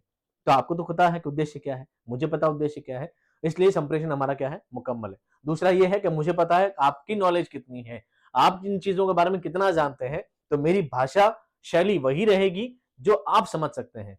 मैं आपसे अच्छी उर्दू बोल सकता हूं, अल्हम्दुलिल्लाह बहुत अच्छी उर्दू बोल सकता हूं, मुझे इतनी अच्छी उर्दू आती है कि मैं इतनी हाई लेवल में उर्दू बोल सकता हूं कि आधी बात आपके जहन से ऊपर से चली जाए, मेरी पूरी कोशिश रहती है। लेकिन मैं फिर भी चाहता हूं नहीं, हिंदी बोल बोल के आपको अच्छी तरह बात समझ में आ जाए कि आप उर्दू लिखें, लेकिन हिंदी में ज्यादातर लिखता नहीं हूं, बोलने की कोशिश पूरी करता हूं ताकि आपको समझ में आ जाए। अगला उसूल क्या है दोस्तों, एक उसूल यह है एतबार, यकसानियत बरकरार रखने का उसूल, यानी प्रिंसिपल ऑफ मेंटेनिंग क्रेडिबिलिटी। इबलाग करने वाले के लिए जरूरी है कि वो माशरे में अपनी हैसियत और वकार को बरकरार रखे, क्योंकि उसके जरिए दिया जाने वाला पैगाम उसकी सलाहियत और साख पर मुनहसिर होती है, आधारित होती है। अगर माशरे के अफराद को यह एतमाद हो कि इबलाग करने वाला पैगाम माशरे के मफाद में दे रहा है, तो इबलाग मुअस्सर और साबित होता है। ये बात मेरे साथ भी शामिल है और एक नेता के लिए भी शामिल है। यानी इबलाग करने वाला, तहसील करने वाला, पैगाम देने वाले को ये बात का पूरा आइडिया होना जरूरी है कि जो बात मैं कह रहा हूं उससे मेरी समाज में क्या बनेगी, साख बनेगी। क्या बनेगी, साख बनेगी। उससे मेरे समाज में साख बनेगी, यानी मेरे मुंह से निकलने वाली हर एक बात। अब सोचो मैं पढ़ाते पढ़ाते मैं मां बहन की गालियां बोलने लग जाऊं, तो फिर क्या लगेगा यार, क्या फर्जी टीचर है। मैंने बहुत सारे टीचर ऐसे भी देखे हैं जो पढ़ाते पढ़ाते लड़कियों की बातें करने लग जाते हैं, गर्ल्स की बात करने लग जाते हैं। आप इकलौता, मैं बहुत सारे टीचर अल्हम्दुलिल्लाह बहुत अच्छे टीचर भी हैं, बहुत प्यारे प्यारे टीचर भी हैं अल्हम्दुलिल्लाह, जब शेर को समझाते हैं तो मैं अकेला इंसान हूं, मैंने पूरी कोशिश की है कि मैं एक एक शेर की जब तशरीह करता हूं तो 2 तरीके से करता हूं कि देखो ये शेर है, इसका एक हकीकी मानी भी है, एक मजाजी मानी भी है। अगर आप इसको खुदा से जोड़ के देखते हैं तो इसका मतलब ये निकलता है कि शायर ने खुदा खुदा को अपना महबूब माना, और उसका मतलब ये हो सकता है। और अगर शायर सचमुच किसी लड़की से, किसी स्त्री से मोहब्बत करता है, और अगर उसने मजाजी बात कही है तो मजाजी माना ये हो सकता है। लेकिन दोनों के बीच में मैंने एक हद मुकर्रर रखी है कि जब मैं खुदा वाली बात करता हूं तो तसव्वुफ की बात को भी शामिल करता हूं, और जब मैं मजाजी खुदा की बात करता हूं, मजाजी मोहब्बत की बात करता हूं, तो मैं वहां भी इस बात का पूरा ध्यान रखता हूं कि मोहब्बत का पैरामीटर वहां तक ना पहुंच जाए जिसको लोग अश्लीलता कहते हैं। मैं उस वल्गैरिटी तक कभी भी नहीं पहुंचता हूं। हाँ ठीक है, मोहब्बत का जो तकाजा है, मोहब्बत का जो पैरामीटर होना चाहिए, उस बात को मैं ध्यान रखता हूं। तो यहां पर कहना मकसद है कि एतबार और एक यकसानियत, कि लोगों को इस बात का भरोसा हो कि हाँ ये इंसान अच्छा इंसान है, हमें अच्छी बात बताएगा। इस वक्त आपको ये बात ध्यान रखना जरूरी होता है। एक है वजाहत का उसूल, यानी प्रिंसिपल ऑफ क्लैरिटी। जो बात है साफ, सुंदर, स्पष्ट। क्या भाई मैं तो साफ कहता हूं, एक ना सुनो, क्या मैं साफ कहता हूं, बुरा लगे तो लगे, मैं साफ कहता हूं, तो बात की बात साफ ही कहनी चाहिए। घुमा फिरा कर गोल गोल बातें नहीं करनी चाहिए, अगले की समझ में ही ना आए, ये अगला उस बात का उल्टा मतलब निकाल ले। इब्लाग में इस्तेमाल होने वाली जबान और मौजू सादा और हम आहंग होना चाहिए ताकि लोग पैगाम आसानी से समझ सके। अगर इब्लाग के दौरान मुश्किल या सकील जबान इस्तेमाल की जाए तो इब्लाग के अमल में वो रुकावट पैदा हो सकती है। यानी अगर घुमा घुमा कर आप बातें करोगे तो अगला बात का या तो मतलब समझ नहीं पाएगा, और हो सकता है समझ ले तो उसके बाद का उल्टा मतलब निकाल ले। एक सिद्धांत होता है अल्फाज के मोहतात इंतखाब का उसूल, यानी चूज वर्ड्स केयरफुली। ऐसे अल्फाज का इस्तेमाल करना जो बहुत ज्यादा आसान फहम हो और सामने वाला आसानी से उसको समझ सके। मैं ये बात बोल रहा हूं ना कि मैं इतनी हाई उर्दू भी बोल सकता हूं कि इबलाग और तरसील की ऐसी जबानें भी बोल सकता हूं जो आपके जहन से ऊपर चली जाए, लेकिन कोशिश करते हैं ऐसे शब्दों का चुनाव किया जाए जो आप आसानी से समझ जाए। इबलाग करने वाले के लिए जरूरी है कि वो पैगाम में इस्तेमाल होने वाले अल्फाज का दुरुस्त इंतखाब करे और ख्यालात में रब्त और तसलसल मौजूद हो। तसलसल कहते हैं निरंतरता, एक लय, जिसको इंग्लिश में कहते हैं फ्लो। क्या कहते हैं? फ्लो। एक फ्लो बना रहना चाहिए जो बात आप कर रहे हैं। मालूमात की किफायत, मौजूनियत का उसूल, जिसको बोलते हैं प्रिंसिपल एडिकसी इंफॉर्मेशन। इबलाग के दौरान मालूमात मुनासिब और काफी मिकदार में फराहम की जानी चाहिए। यह भी जरूरी है कि मालूमात किसी सतह पर दी जा रही है, किस सतह पर दी जा रही है। मालूमात की कमी की वजह से वसूल करने वाला इबलाग के मकासद का गलत मफहूम अख्ज़ कर सकता है, जिससे इबलाग के नाकाम होने की का खदशा पैदा होता है। खदशा कहते हैं संदेह को। जो मालूमात दी जा रही है मुकम्मल और पूरी तरीके से बात समझाई जाए, आधी अधूरी बातें ना की जाए कि जिससे अगला समझने वाला उल्टा मतलब उसका निकाल ले। एक सिद्धांत होता है दोस्तों मालूमात के फैलाव का उसूल, यानी principle of diffusion of information. इबलाग की कामयाबी के लिए जरूरी है कि मालूमात सही वक्त पर दुरुस्त पस मंजर में मुनासिब फर्द तक और वाज़ेह मकसद के तहत पहुंचाई जाए। अगर इबलाग करने वाला सियाक व सबाक मुनासिब फर्द और वाज़ेह मकसद का ख्याल ना रखे तो इबलाग क्या हो सकता है? नाकाम हो सकता है। सामने वाले को देखना चाहिए सामने वाले का स्टेटस क्या है, उसी स्टेटस के अकॉर्डिंग इंसान को बात करनी चाहिए। एक है जामियत और रब्त का उसूल, जिसको हम बोलेंगे principle of density and relatedness. कामयाब इबलाग के लिए जरूरी है कि मालूमात में जामियत और बाहमी रब्त मौजूद हो। जामियत कहते हैं गठित होना, सुसंगठित होना, कि जो बात मैंने कही है अगर वो बात मैं इस इंसान को कह रहा हूं तो उसको भी इतना समझ में आनी चाहिए। चार लोगों के बीच में अगर मैंने बात कही है तो चारों ही लोगों को बात सेम समझ में आनी चाहिए। ऐसा नहीं कि चारों लोग अपने अपने मानसिक स्तर से उस बात को अलग अलग समझ जाए। बात इतनी सुसंगठित होनी चाहिए कि आपने जो बात कही है चारों लोग इस बात का सेम मतलब निकालें, क्योंकि आपने बात को कहा है इतना साफ तरीके से, इतना रिलेटेडनेस से कहा है कि हर इंसान को रिलेट कर ले एक बार में। तवज्जो और यकसुई का उसूल, प्रिंसिपल ऑफ कॉन्सेंट्रेशन, यानी इतना ज्यादा एकाग्रचित होकर बात कही जाए, आपका ध्यान कहीं और आप बोल कुछ और रहे, आपका मन कहीं और आप बोल कुछ और रहे। जब आप बोला जाए बात कही जाए तो उसमें कंसंट्रेशन होना जरूरी है, बात में एकाग्रता होना जरूरी है। क्या जरूरी है? एकाग्रता।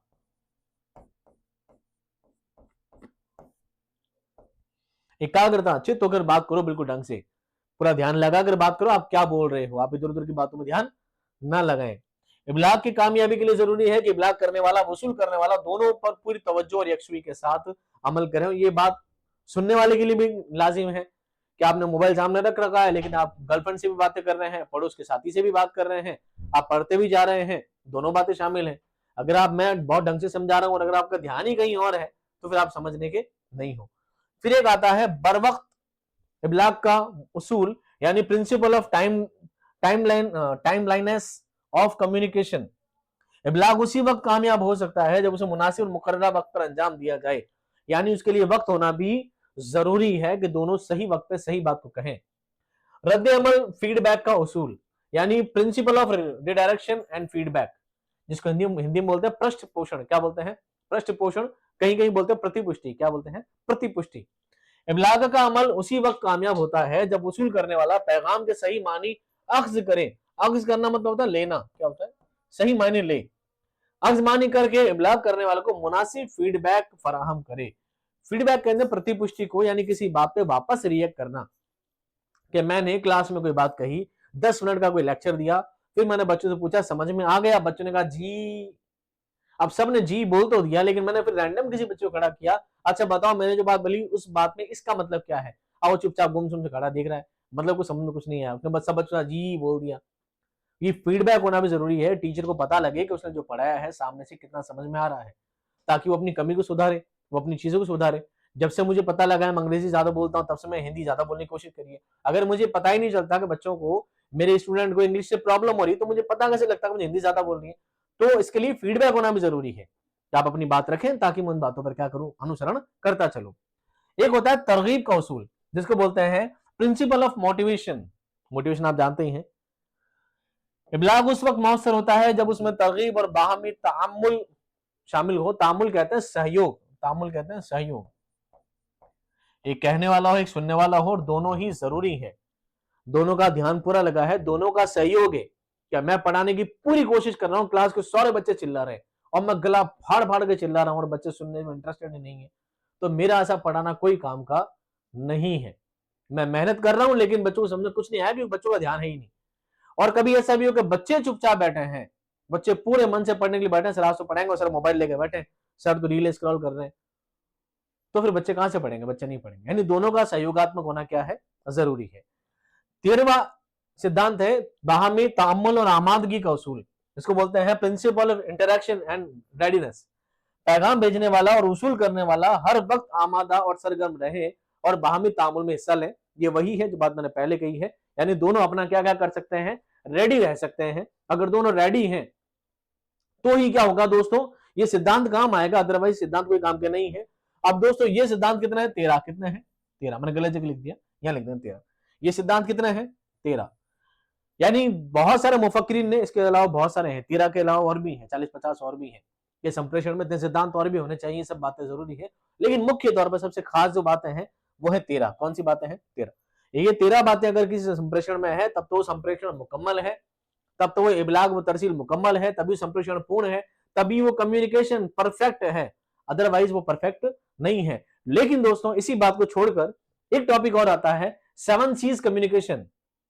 क्या आता है, 7 सीज कम्युनिकेशन, यानी कि एक बंदा है स्कॉट कटलिप, एक बंदा है एलन सेंटर और एक बंदा है ग्लेन ब्रूम। इन तीनों ने कहा भाई हम इन सिद्धांतों को नहीं मानते, हम तो कहते हैं किसी संप्रेषण में 7 सीज होना जरूरी है। किसी भी संप्रेषण में 7 सीज होना जरूरी है, तभी संप्रेषण पूरा है, नहीं तो संप्रेषण पूरा नहीं है, कम्युनिकेशन परफेक्ट नहीं है। वो कहते हैं 7 सीज क्या है, वो कहते हैं 7 सीज है अगर किसी संप्रेषण में C4 क्या है, क्लैरिटी है, कंसाइजनेस है, करेक्टनेस है, कंप्लीटनेस है, कर्टसी है, कंक्रीटनेस है और कंसिडरेशन है। C for consideration, C for concreteness, C for courtesy, C for completeness, C for correctness, C for conciseness, C for clarity. अगर ये 7 C उसका अंदर है, इसका मतलब वो C फॉर कंप्लीट है, C फॉर क्या है, परफेक्ट है, P फॉर परफेक्ट है, अदरवाइज वो संप्रेषण काम का नहीं है। तो इन लोगों ने मिलकर ये 7 सिद्धांत दिए हैं, इसको बोलते हैं 7 C का सिद्धांत, 7 C का सिद्धांत। वो सिद्धांत जो मैंने ऊपर बताए हैं वही वाले हैं, लेकिन बस फर्क ये है इन्होंने अलग तरीके से बोला कि नहीं, मैं तो कहता हूं ये 7 सी होने चाहिए। इन तीनों बंदों ने, 3 अंग्रेजों ने मिलकर कहा नहीं 7 सी होने जरूरी है। अब ये 7 सी क्या है, आइए बारी बारी पढ़ते हैं।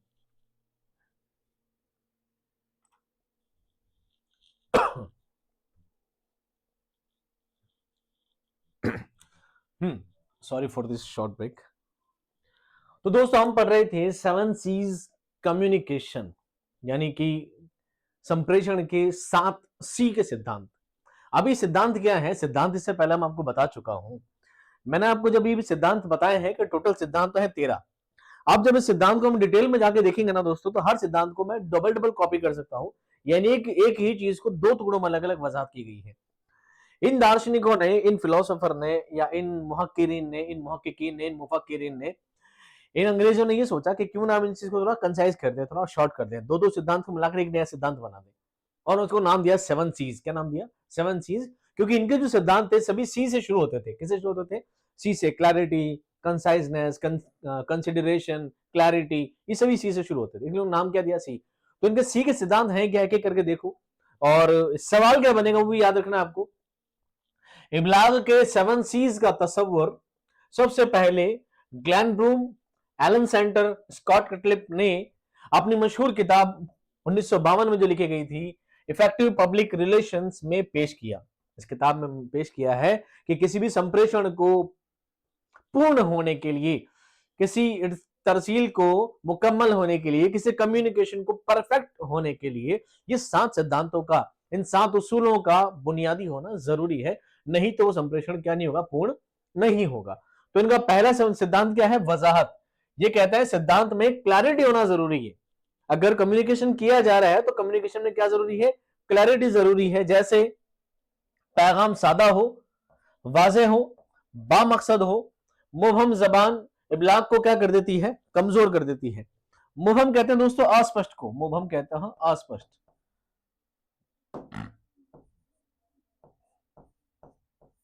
मोहम यानी अस्पष्ट, हिंदी में लिखता है ना अस्पष्ट। अस्पष्ट जबान क्या कर देती है, मैसेज को कमजोर कर देती है। जैसे मैं उदाहरण देता हूं आपको, एक मिसाल है जैसे गलत है, ये फाइल देख लेना, एक बात की जो कही जा रही है, ये फाइल देख लेना, ये बात अस्पष्ट है, पूरी नहीं है। इसकी बजाय बात को ऐसे कहना चाहिए था, सही तरीका ये है, बराहे करम इस फाइल का जायजा लेकर आज दोपहर 2 बजे तक राय दे दें, यानी दोपहर 2 बजे तक इस फाइल को पूरा ढंग से देख के इसका जवाब दे दे, ताकि बात पूरी ढंग से समझ में आए कि उसको करना क्या है। फाइल देख लेना, और देख लेगा, और 2 बजे आके देखेगा क्या वो चेक कर ली क्या, आपने कहा देख लेना, तो मैंने देखा कभी देख लूंगा, शाम तक देख लूंगा, कल बता दूंगा। नहीं, टाइम बताएं, तरीका बताएं, प्रोसेस बताएं कि क्या करना है क्या नहीं करना है। तो चीजों में वजाहत, क्लैरिटी होना जरूरी है, जो आपने मैसेज कहा है। दूसरा है कंसाइजनेस। क्या है कंसाइजनेस? इसको बोलते हैं इख्तिसार, और हिंदी में इसको बोलेंगे संक्षिप्त। क्या बोलेंगे? संक्षिप्त। जो बात आपने कही दोस्तों बड़ी संक्षिप्त हो, टू द पॉइंट हो, इधर उधर की बात ना हो। जैसे पैगाम मुख्तसर हो, जामे हो यानी व्यापक हो, मुख्तसर यानी छोटा हो, संक्षिप्त हो, और गैर जरूरी अल्फाज से पाक हो, उसमें इधर उधर की फालतू बातें ऐड ना हो। मिसाल के तौर पर देखिए, एक गलत मिसाल ये है, मेरी आपसे मुअद्दबाना गुजारिश है कि जब आपको वक्त मिले तो इस दरख्वास्त पर गौर फरमाएं। ये इतनी लंबी बात कहने की जरूरत नहीं थी। इस बात को शॉर्टली भी कहा जा सकता था, बराए करम इस दरखास्त पर गौर करें, इस बात को शॉर्टली भी कहा जा सकता था। तो इधर उधर की बातों को क्या नहीं करना चाहिए, बहुत ज्यादा ऐड नहीं करना चाहिए। ये एक कम्युनिकेशन का अच्छा गुण माना जाता है, जो कि बहुत इख्तिसार वाली हो, संक्षिप्त हो। एक है करेक्टनेस, जिसको बोलते हैं दुरुस्तगी। जैसे जबान, इमला, हकाइक और आदाद शुमार दुरुस्त हो। करेक्टनेस, जो बात कही गई है दुरुस्त हो, परफेक्ट हो, उसमें गलतियां भी नहीं हो। जैसे लिखित मैसेज किसी को करना है, इम्तिहान पेपर 15 मार्च 2027 को होगा, भाई चल रहा है 2627 क्यों होगा, ये गलत है। तो करेक्टनेस भी हो, उसमें गलतियां बिल्कुल भी नहीं हो। ये एक अच्छे कम्युनिकेशन की एक जुज है। फिर होना चाहिए कंप्लीटनेस, जिसको बोलते हैं मुकम्मलियत, पूर्णता। हिंदी में क्या बोलेंगे? पूर्णता।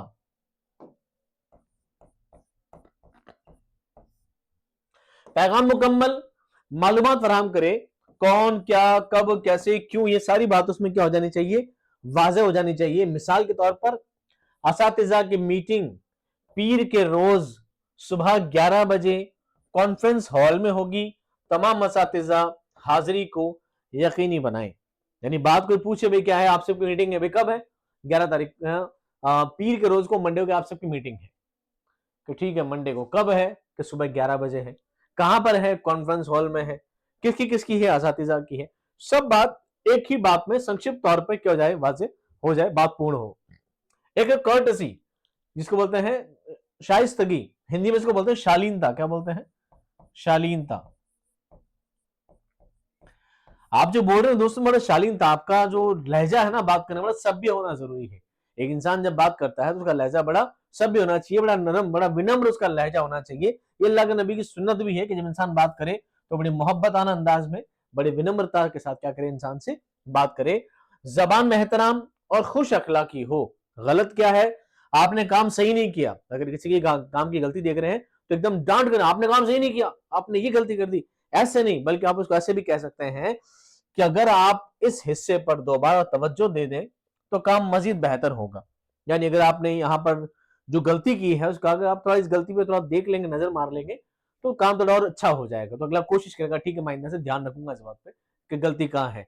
और एक बार अगर आप चिल्ला कर बोलते हैं काम गलत नहीं करना, भाड़ में नहीं करना काम, एक आदमी गुस्से में आकर और एक ऐसी रिएक्ट आदमी करने लगता है। एक है कंक्रीटनेस, जिसको बोलते हैं ठोसपन। ठोसता इसको बोलते हैं कि बात कैसी हो, ठोस हो, तखसीस हो। जैसे पैगाम में वाज़े हकाइक और मिसालें हो। जैसे गलत तौर पे क्या कह सकते हैं? प्रेजेंटेशन कमजोर है। आदमी कोई काम लेकर गया, बोलते हैं आपके प्रेजेंटेशन कमजोर है। अब वो समझेगा ही नहीं मैंने गलती कहां करी, क्योंकि मैं तो अपनी तरफ से कोशिश पूरी करके गया हूं कि मैंने अपना काम बढ़िया किया है।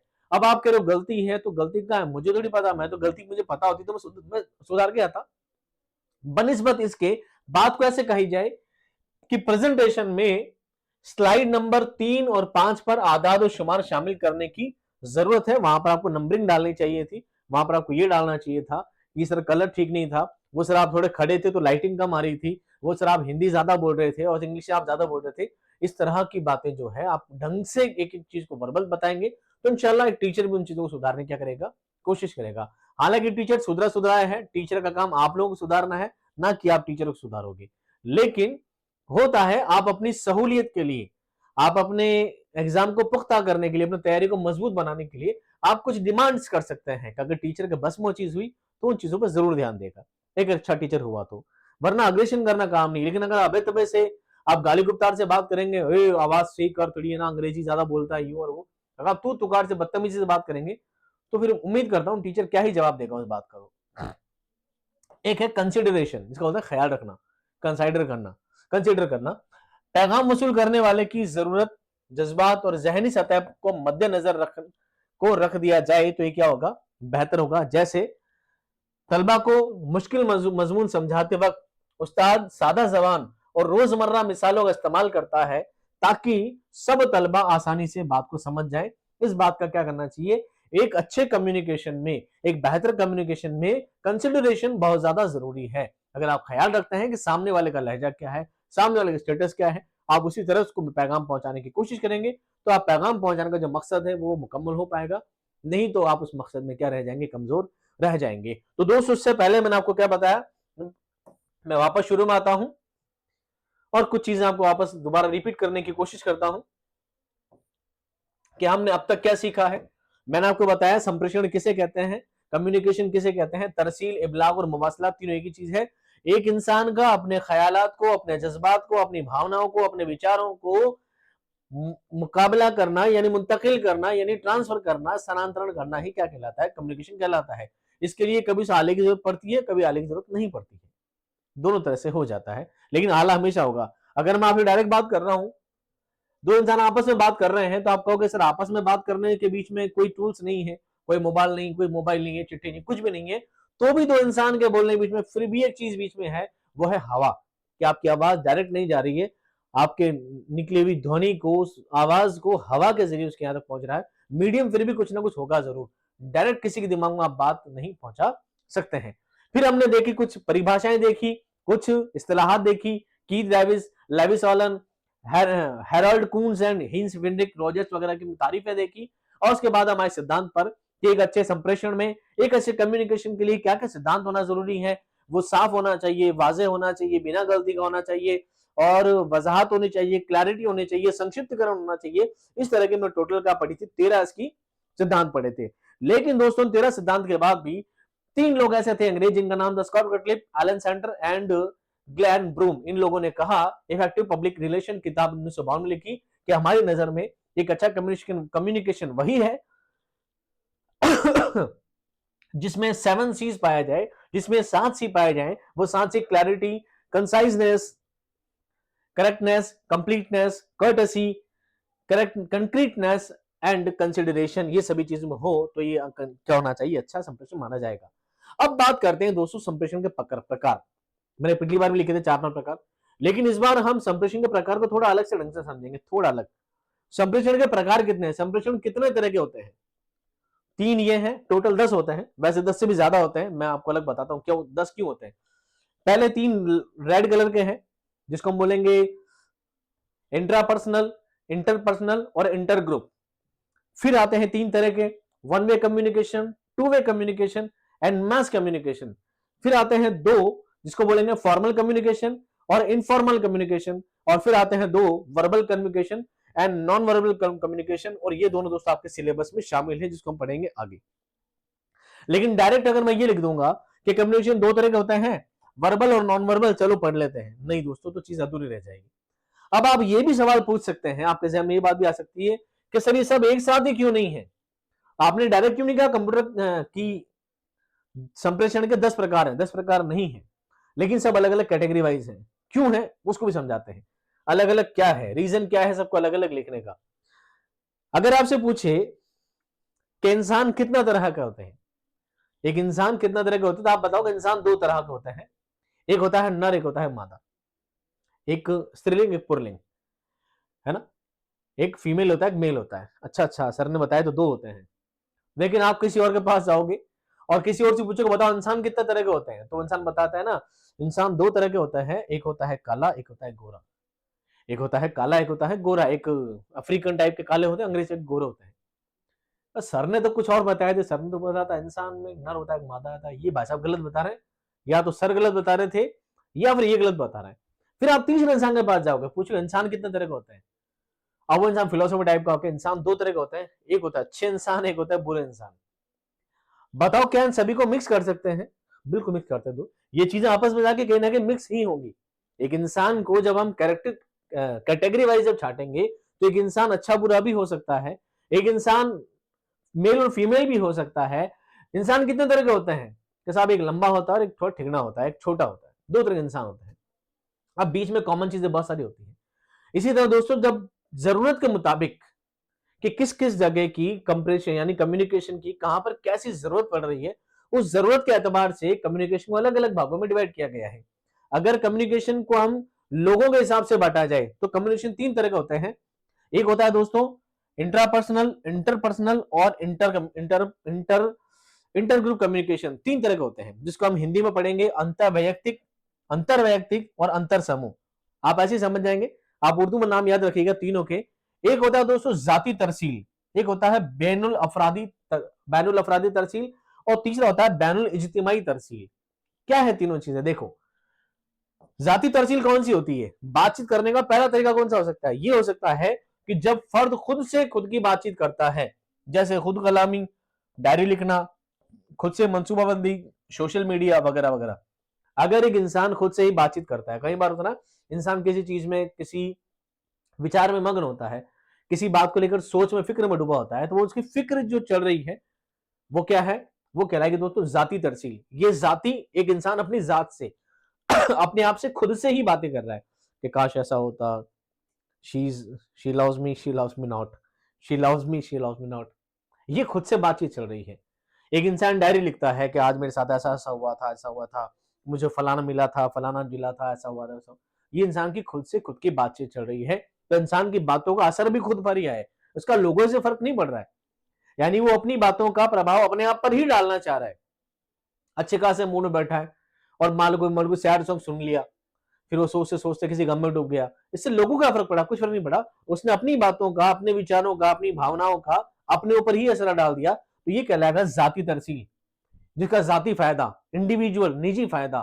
तो ये कहलाएगी दोस्तों अंतः वैयक्तिक, यानी एक व्यक्ति की अंतः वैयक्तिक संप्रेषण उसके अंदर अंदर ही चल रहा है। अंतः वैयक्तिक, एक व्यक्ति के अंदर का संप्रेषण, अंदर अंदर संप्रेषण चल रहा है। अब मान लीजिए हम थोड़ी तादाद बढ़ा देते हैं, तादाद के अकॉर्डिंग। दूसरा आता है बैनुल अफरादी तरसील। बैनुल अफरादी, अफरादी जमा है, अफरादी बना है फर्द से, अफरादी बना है अफराद से, अफराद बना है फर्द से, फर्द यानी व्यक्ति का, एक व्यक्ति का ज्यादा लोगों से, जैसे जिसको बोलते हैं अंतर वैयक्तिक। अब एक व्यक्ति और दूसरे व्यक्ति में क्या होता है? अंतर होता है। ये समझने के लिए बता रहा हूं, ऐसा का मतलब ये नहीं है, मैं सिर्फ आपको सब जानने के लिए। अंतर का मतलब अंतर व्यक्ति स्व होता है, इसका मतलब स्व व्यक्तिक। लेकिन अंतर मतलब अंतर, अंतर को समझ लीजिए अंदर अंदर, अंदर अंदर व्यक्ति के अंदर अंदर बात चल रही है। या अंतर वैयक्तिक यानी एक व्यक्ति का दूसरे व्यक्ति से अंतर होता है, जैसे दो या दो से ज्यादा अफराद के दरमियान बातचीत, जैसे दोस्तों की गुफ्तगू चल रही है, उस्ताद और तालिब इल्म के दरमियान गुफ्तगू चल रही है, टीचर स्टूडेंट से बात कर रहा है, दोस्त दोस्त आपस में बात कर रहे हैं। दो लोग आपस में जब बात कर रहे हैं, मीडियम कुछ भी हो सकता है, काम कुछ भी हो सकता है, बात कुछ भी हो सकती है, लेकिन बात चल रही है दो लोगों की, कि जब दो लोग आपस में बातचीत कर रहे हैं, वो कहलाएगा अंतर वैयक्तिक, जिसको बोले बैनुल अफरादी तरसील। क्लियर? फिर आता तीसरा बैनुल इज्तिमाई। इज्तिमा जमा से बना है, जमा यानी बहुत सारा ग्रुप, इज्तिमा किसको कहते हैं? सामूहिक को, इज्तिमाई ग्रुप की। अंतर समूह, एक ग्रोह से दूसरे ग्रोह के दरमियान तरसील हो, जैसे दावेदारों के दरमियान मीटिंग, दावेदारों के दरमियान मीटिंग है। यानी समझ लीजिए अंताक्षरी के भी आपने देखा हो फिल्मों में कि कुछ एक ग्रुप, यहाँ ग्रुप है, यहाँ एक ग्रुप है, ग्रुप आपस में ग्रुप से ही बात कर रहा है, यानी ग्रुप में आपस में बातचीत कर रही है, या एक ग्रुप में 8-10 दोस्त बैठे हैं और सब एक दूसरे से बात कर रहे हैं। पहले ये बोल रहा है, फिर वो बोल रहा है, फिर वो बोल रहा है, एक बोल रहा है सब सुन रहे हैं, एक बोल रहा है सब सुन रहे हैं, एक बोल रहा है सब सुन रहे हैं, लेकिन ग्रुप निश्चित है। कुछ 4-5 लोगों का फिक्स ग्रुप है कि चार चार दोस्त बैठ के बात कर रहे थे। बात को समझ सकते हो आप कि चार लोग, आप 4 लोगों का समूह, 5 लोगों का परिवार, 5 लोगों का ग्रुप आपस में क्या कर रहा था? बात कर रहा था। 4 दरवेश आपस में बातचीत कर रहे थे। तो ये क्या कहलाएगा दोस्तों? कहलाएगा अंतर समूह। एक समूह के अंदर बात चल रही थी, बैनुल इज्तिमाई तरसील। तो तरसील कितने तरह की होती है? कम्युनिकेशन 3 तरह का होता है, जिसको हम बोलेंगे अंतर वैयक्तिक और अंतर समूह, जिसको बोलेंगे जाति तरसील, बैनुल अफरादी तरसील और बैनुल इज्तिमाई। यानी एक आदमी का एक आदमी से, एक आदमी का दूसरा आदमी से, और एक आदमी का एक समूह ग्रुप से। यहां पर हो जाती है बात खत्म। लेकिन कहते हैं नहीं, एक स्टेप और है। लेकिन जब जरूरत के मुताबिक इसको और आगे बढ़ाया गया तो देखा गया कि कम्युनिकेशन का एक प्रकार और भी है, उसको बोलते हैं पक्षीय। क्या बोलते हैं? पक्षी, बात रखने का। जब बात चल रही थी एक आदमी से नहीं, बात चल रही है, दो आदमी की बात चल रही है, तीसरी बात चल रही है, एक होता है पक्षीय कि एक आदमी बोल रहा है, सामने से सुना ही सुना जा रहा है बस, उसको बोलेंगे क्या? एक पक्षीय संप्रेषण। यक तरफा तरसील, दो तरफा तरसील और इज्तिमाई तरसील।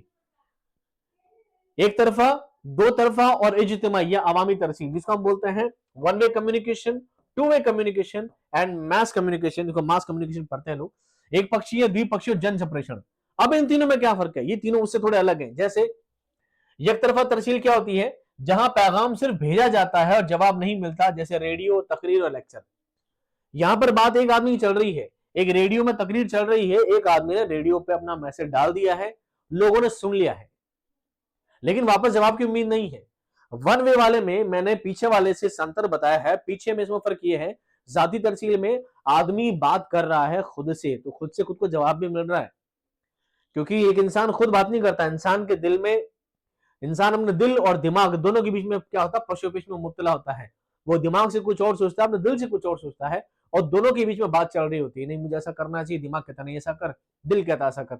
यहाँ पर बातचीत चल रही है, जवाब यहां से आ रहा है, दिल दिमाग को कंट्रोल कर रहा है, दिमाग दिल को कंट्रोल कर रहा है, दोनों एक दूसरे को क्या कर रहे हैं? परेशान कर रहे हैं।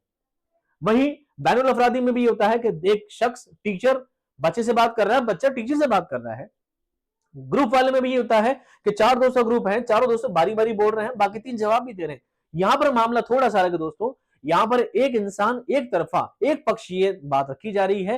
एक इंसान बात कह तो रहा है, रेडियो से तकरीर हो रही है, लेकिन बाद में रेडियो को खोलकर कोई नहीं बोल रहा अंदर बात सुन, गाना ढंग से गा थोड़ा, ऐसा बिल्कुल भी नहीं होता है। ये कहलाता है दोस्तों वन वे कम्युनिकेशन। क्या कहलाता है? One way communication. अब आता है दोस्तों टू वे कम्युनिकेशन, जिसको बोलते हैं द्विपक्षीय। इसमें क्या होता है? जहां पैगाम और रद्द अमल दोनों होते हैं, जैसे सवाल और जवाब करना और मुबाहिसा करना। यहाँ पर सवाल और जवाब की प्रक्रिया होती है, यानी टीचर स्टूडेंट से सवाल करता है और स्टूडेंट टीचर से सवाल करता है। ये प्रक्रिया दोनों तरफ से चल जाती है। ये कहलाता है टू वे कम्युनिकेशन। इसी टू वे कम्युनिकेशन को आप क्या कह सकते हो? इसी को आप इंटरपर्सनल कम्युनिकेशन भी कह सकते हैं। ये दोनों अलग अलग कैटेगरी है। फिर आता है जन संप्रेषण, मैस कम्युनिकेशन। वही है जो मैंने पहले बात बताई, एक फर्द या इदारे से बड़ी तादाद तक, जैसे किसी हुक्मरान की तकरीर हो गई, टीवी हो गई, अखबार हो गया, जलसा हो गया कि जलसे में एक नेता आया, एक नेता ने भाषण दिया और लोगों ने सुन लिया, पर कोई बंदा खड़ा होकर वापस जवाब तो दे नहीं सकता, लेकिन रैंडमली ऐसा हो भी सकता है। ये कहलाएगा मास कम्युनिकेशन।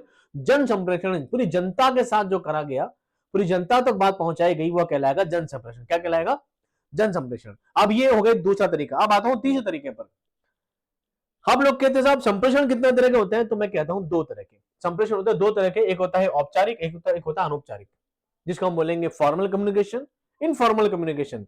ये कौन सा तरीका? देखो, मुकर्ररा कवायद और जवाबित के तहत तरसील अगर की जाती है तो वो कहलाएगा औपचारिक संप्रेषण। दफ्तर खतूत, नोटिस, एप्लीकेशन, ये सब भी एक तरह से हम एक मैसेज पहुंचाने का काम करते हैं।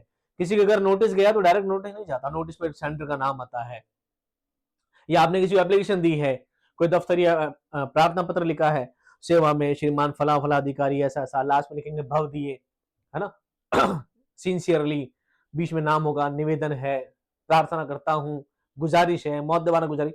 ये सब बातें ऐड की जाए जिनकी जरूरत नहीं है, एक फॉर्मेलिटी है। कहते हैं ना फॉर्मेलिटी है लिखना कि जनाब आप आइए, ऐसे इधर इधर इधर ऐसा भी कह सकते हैं, लेकिन जनाब आप आइए, जनाब जनाब किबलाए मोहतरम फला फला फला तशरीफ लाए हैं, ये एक फॉर्मेलिटी है। तो ये सेवा में श्रीमान ये सब लिखने से बात तो हमारी वही है जो बीच में 4 लाइन की है। एप्लीकेशन ऐसे स्टार्ट होती है, सेवा में, फिर श्रीमान फलाना फलाना, फिर क्या ना, जनाब जनाब ये वो, फिर यहाँ जो हम लिखते हैं निवेदन है, ये हमारा मैटर होता है। लास्ट में लिखते हैं भवदी, क्या लिखते हैं? भवदी। एप्लीकेशन फॉर्मेट तो ये होता है, और मेन बात तो हमारी काम की यही है, लेकिन ये सब क्या है? फॉर्मेलिटी। ये सब क्या है? फॉर्मेलिटी। ये लिखना पड़ेगा, क्यों? क्योंकि एक डिपार्टमेंटली बात चल रही है। आप किसी सड़क चलते इंसान से बात नहीं कर रहे हैं।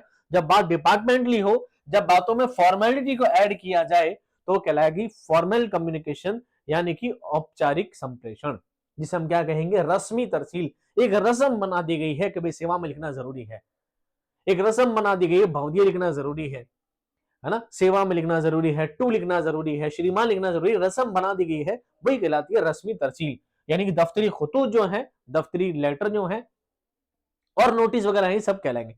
और जिसमें ये रस्मी वाली बातें नहीं हो वो कहलाएगी गैर रस्मी तरसील, जिसको बोलेंगे अनौपचारिक संप्रेषण, इनफॉर्मल कम्युनिकेशन। जैसे हम उम्र की गैर रस्मी गुफ्तगू, अब हम दोस्तों से बात कर रहे हैं तो दोस्तों से बोलेंगे श्रीमान आप बताइए कैसे हालचाल है आजकल, ऐसे नहीं दोस्त, और क्या है, क्या हाल है। दोस्तों से हम बिल्कुल फौरी तौर बात करते हैं, जिसमें कोई भी क्या नहीं होती है, बात को बड़ा चढ़ाकर बेतकल्लुफी बहुत ज्यादा होती है। क्या होती है? बेतकल्लुफ। फॉर्मेलिटी का कोई नाम नहीं होता। हम कोई फॉर्मेलिटी नहीं करते। फॉर्मेलिटी कैसे करते हैं? अगर आपके घर कोई बड़ा अधिकारी आया है ना, कोई बड़ा अधिकारी आया है, कोई बड़ा मेहमान आ गया, बड़ी इज्जत से लाएंगे, अरे साहब आइए आइए, आप उसके लिए चेयर लगाएंगे, कुर्सी लगाएंगे, बढ़िया दरी बिछाएंगे, बिठाएंगे, पानी लेकर जाएंगे। वहीं आपका दोस्त आ गया तो आप सीधा ठहर, क्या हाल है, बैठ।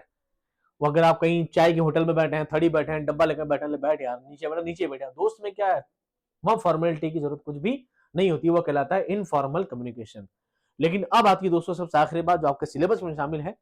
आपसे पूछा जाए संप्रेषण कितने तरह के होते हैं, मैं कहता हूं फिर 2 तरह के। कैसे 2 तरह के? हर बार दो अलग अलग तरह के। जैसे एक इंसान काला और गोरा हो सकता है, जैसे एक इंसान अच्छा और बुरा हो सकता है, जैसे एक इंसान लंबा और छोटा हो सकता है, वैसे ही संप्रेषण औपचारिक और अनौपचारिक भी हो सकता है, वैसे ही संप्रेषण मौखिक और गैर मौखिक भी हो सकता है। संप्रेषण अलग अलग तरीके से आप बांट सकते हैं।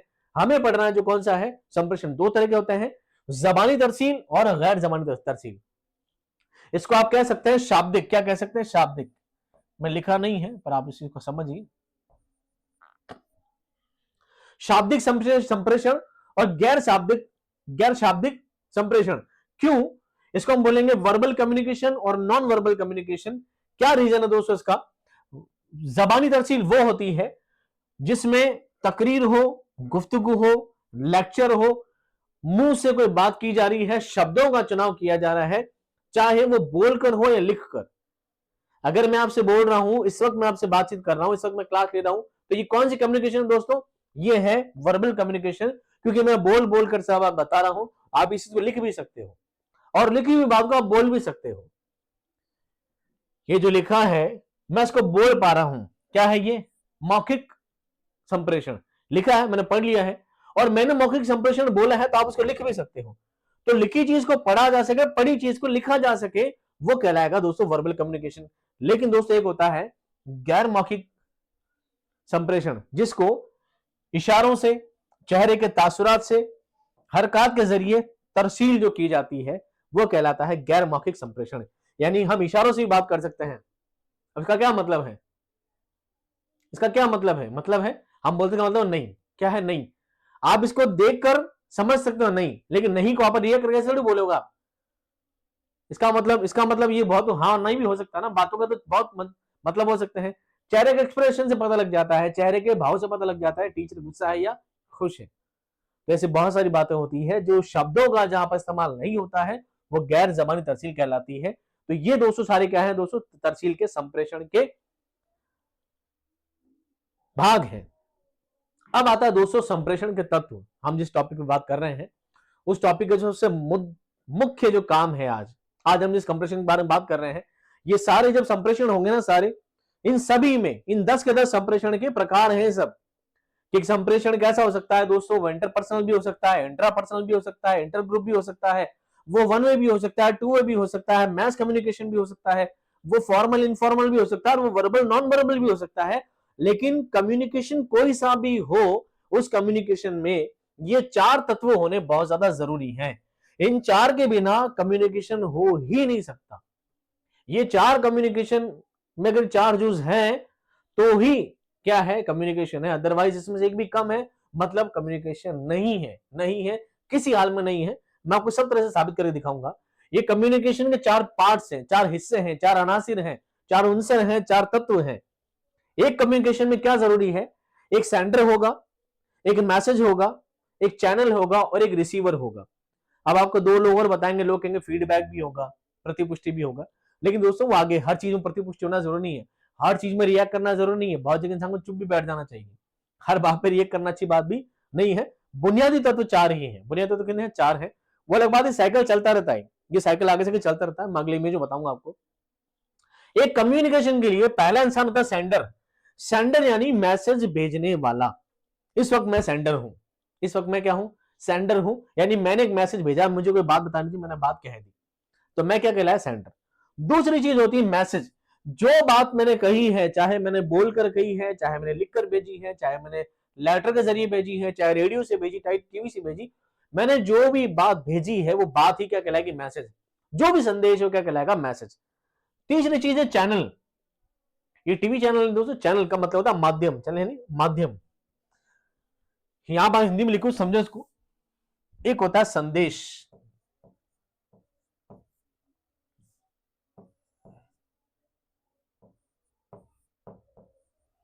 वाहक। एक संदेश होता है लाने वाला, यानी संदेश देने वाला। एक होता है संदेश वाहक भी होता है, संदेशकर्ता भी कहेंगे उसको, संदेशकर्ता, जो भी है समझ लीजिए। एक होता है मैसेज, मैसेज मतलब संदेश। किसी का मोबाइल हिंदी में चल रहा है आज भी, आपको संदेश प्राप्त हुआ। चैनल यानी होता है माध्यम, क्या होता है, माध्यम। एक होता है रिसीवर, जिसको बोलता है संदेश प्राप्त करता। अब आप सोचिए, उर्दू में ऐसा नहीं आएगा दोस्तों, उर्दू में ऐसा नहीं आएगा, मैं आपको सब चीज आगे बताऊंगा। संदेश प्राप्त करता, टेबल बना रखिए, आगे सब चीज समझेंगे अपन। एक इंसान संदेश भेजने वाला है, एक इंसान संदेश पाने वाला है, एक संदेश जो भेजा गया है, और एक संदेश जो कि मीडियम है, माध्यम है। अब इसको सब तरीके से देखते हैं। अगर मैंने आपको एक लेटर भेजा तो मैं कहलाऊंगा सेंडर, लेटर भेजने वाला। जो मैंने लेटर भेजा है वो कहलाएगा, जो लेटर में लिखा है वो कहलाएगा मैसेज, संदेश। लेटर के जरिए गया है, लेटर के जरिए गया तो लेटर क्या कहलाएगा, माध्यम। और आपके पास पहुंचा तो आप क्या कहलाओगे, संदेश प्राप्त करता है, रिसीवर। अगर मैं आपसे मोबाइल से बात करता हूं तो मोबाइल में मैंने जो बोला, मैं बोलने वाला हूं, मैं सेंडर हूं। मैंने जो मोबाइल में आवाज गई मेरी, जो मैंने कुछ बोला है, वो कहलाएगा मेरा मैसेज। किसके जरिए गया, मोबाइल टू मोबाइल गया, तो मोबाइल क्या हो गया, चैनल। और रिसीवर कौन कहलाएगा, प्राप्त करता है। नहीं, आप तक मेरी बात पहुंच रही है तो आप क्या होगा, receiver.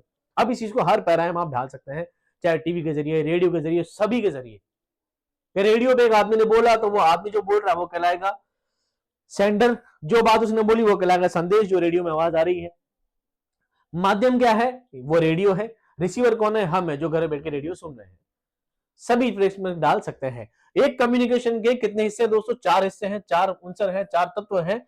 Sender, message, channel, receiver. इनके बिना कभी भी ये पूरा नहीं हो पाएगा। अब बात करते हैं हिंदी में, समझते हैं इसको, उर्दू में समझते हैं क्या क्या लिखा है, चारों चीज। एक फीडबैक भी होता है, लेकिन इसकी जरूरत मुझे नहीं महसूस हुई अभी, इसलिए मैंने इस चीज को छोड़ दिया। एक बहुत अफसोस की बात है मेरे लिए, आपके लिए तो नहीं है, मेरे लिए ज्यादा है। मैं लिखता बहुत कम हूँ। मेरा ज्यादातर मोबाइल टाइपिंग पे होता है, मोबाइल टाइपिंग, कंप्यूटर टाइपिंग।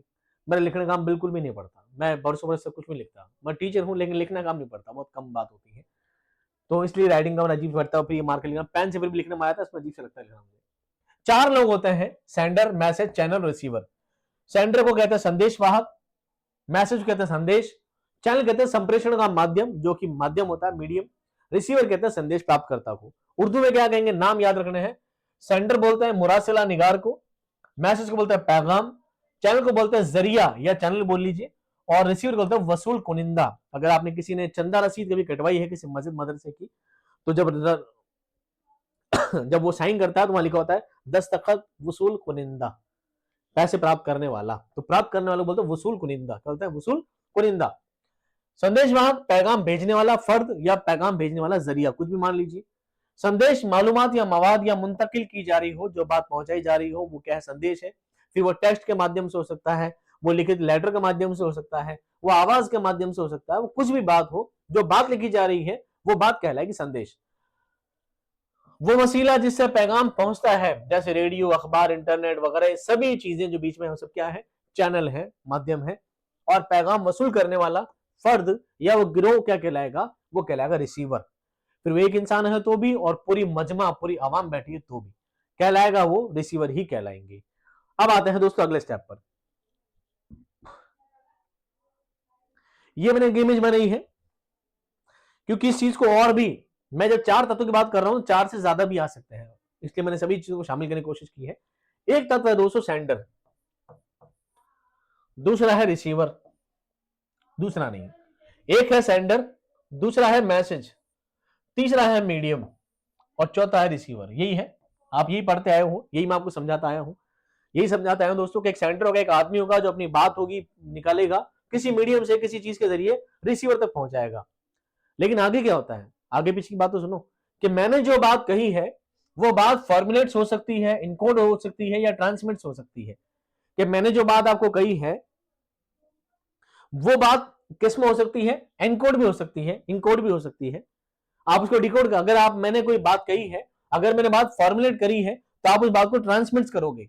मैंने बात को इनकोड में कहा है तो बात को आप डिकोड करोगे। मैंने बात ट्रांसमिट से कही है तो आप बात इंटरप्रेट करोगे। ये वर्ड्स आपको इंग्लिश वाले याद रखने हैं कि मैंने जो बात कही है वो बातों का एक समूह है, वो बातों का एक प्रकार है। आप उस बात को समझोगे कि मैंने जो बात मैं बोली है, मैंने आपको बताया बेटा x प्लस एक्स बराबर वाई, एक्स प्लस एक्स बराबर वाई, मैंने तो बोल के छोड़ दी। अब आपने सुनी, फिर आप क्या करोगे, मैंने एक मैसेज के जरिए भेजी, एक मीडियम बीच में आया और आप तक पहुंचाई। अब आपने सुना अच्छा सर ने बोला x प्लस एक्स बराबर वाई, तो मैंने क्या भेजा, इनकोड भेजा है। अब आप उसको डिकोड करोगे, अच्छा सर ने x प्लस एक्स वाई का मतलब क्या होता है। आप उसको जब समझोगे तो वो चीज क्या कहलाएगी, इनकोड। आपने कभी मूवीज वगैरह देखी होगी ना, कि कभी रॉ आईएसआई की मूवी होती है, वो कि ना फलाना ने कोड भेजा है DXM, ऐसा कोड भेजा है RDWXLM, तो वो इनकोड करते हैं, आर का मतलब ये होता है, डी का मतलब ये होता है। इनकोड करना, बात को फैला के उसका एनालाइज करना, संश्लेषण करना, विश्लेषण करना, वो इनकोड और डिकोड कहलाता है। तो एक इंसान क्या कर सकता है, ये भी इसके जूस में ही आते हैं, ये पांचवा जूस कहलाएगा इसका, देखा जाए तो। फिर मैंने बात कही, मैंने बात फॉर्मूला के, मैंने बात किसी फॉर्मूले के रूप में लिखी है, मैंने बात इनकोड करके लिखी है, मैंने बात ट्रांसमिट करके लिखी है। मेरी बात तीन तरह से जा सकती है। मेरी बात इन तीनों जरिए मिला के एक मैसेज बनाया, उसको किसी वाया मीडियम के भेजा, रिसीवर तक पहुंचाया, रिसीवर ने उसको ट्रांसमिट किया, डिकोड किया, इंटरप्रेट किया, यानी रिसीवर मतलब बच्चा समझ लीजिए। उस बच्चे ने क्या किया, अपनी प्रतिक्रिया दी कि सर मेरे को समझ में नहीं आया। बच्चे ने वापस किसी मीडियम के जरिए, किस तक पहुंचाई, सेंटर तक पहुंचाई कि नहीं, उसने किसी मीडियम के जरिए अपनी बात वापस रखी। ये बात वापस रखना क्या कहलाएगा दोस्तों, ये कहलाएगा फीडबैक। ये क्या कहलाएगा, फीडबैक। फीडबैक कि सर आपने जो मुझे बोला एक्स एक्स वाई वाई मुझे समझ में नहीं आया सर, मेरे को वापस समझाओ, मेरे को समझ में नहीं आया, वापस समझाओ। तो मैंने बात वापस रखी, ये कहलाएगा दोस्तों प्रतिपुष्टि देना। और ये है दोस्तों कम्युनिकेशन का साइकिल। कम्युनिकेशन का साइकिल कि मैंने एक बात को मीडियम से बच्चे तक पहुंचाई, बच्चे ने मुझे वापस प्रतिक्रिया दी, वापस फीडबैक दिया, और ये कम्युनिकेशन साइकिल मैं वापस बात को रखूंगा, वो फिर पहुंचाएगा, मैं वापस रखूंगा। तो ये तीर असल में यूं जा रहा है, यूं यूं यूं यूं यूं यूं जा रहा है। असल में ऐसा नहीं है, तीर यूं जा रहा है और ये तीर वापस यूं जा रहा है। ये साइकिल क्या होता है, कंटिन्यू चलता रहता है। इस चीज को और समझते हैं एक चित्र में और आगे। अब आता है ये वाला, इस चित्र को ये स्टॉप रखते हैं, पहले समझते हैं स्कूली वाली। इस चित्र को वापस लेकर आऊंगा मैं दोबारा। अब दोस्तों आपके टॉपिक में शामिल है क्लासरूम कम्युनिकेशन स्ट्रेटेजी। पहले इतना ही था बस कि संप्रेषण क्या है, संप्रेषण का प्रकार क्या है, इतना जानो, शाब्दिक गैर शाब्दिक क्या है। तो मैं वर्बल और नॉन वर्बल लिखा है क्लासरूम के आगे, तो हम उसको क्लासरूम वाले भाग में ही पढ़ेंगे। अब क्या होता है, क्लासरूम में अगर बातचीत चल रही है, संप्रेषण फोन पे भी हो सकता है, मोबाइल पे हो सकता है, संप्रेषण मैसेज से हो सकता है, व्हाट्सएप से हो सकता है, संप्रेषण लिखित पत्र से हो सकता है, संप्रेषण के बहुत तरीके हैं। लेकिन हमें सब नहीं छोड़ के टॉपिक दिया गया है कि अगर क्लासरूम में एक टीचर और एक स्टूडेंट के बीच में बात चल रही है, ये भी संप्रेषण का प्रकार है। यहां पर संप्रेषण कैसे हो सकता है, बताओ। टीचर और स्टूडेंट कैसे बात करेंगे, टीचर कौन लगाएगा बच्चे को, बच्चा उठा के बोलेगा हाथ से जवाब देता हूं, ऐसे नहीं होता। टीचर और स्टूडेंट को क्या होता है, आमने सामने होता है। कैसे होते हैं, आमने सामने होते हैं, और जवाब फ्रंट टू फ्रंट जवाब दिया करते हैं। अब क्या होता है जवाब, देखिए दर्जे में, क्लासरूम में तरसील, जमात में इबलाग की तकनीकें, क्या टेक्निक्स होती हैं, आइए वन बाई वन पढ़ते हैं।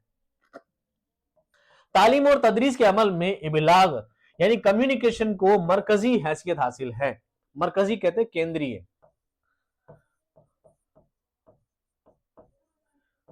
केंद्रीय हैसियत हासिल है। कम्युनिकेशन नहीं है बच्चे टीचर के बीच में, तो फिर पढ़ाई नहीं हो रही है।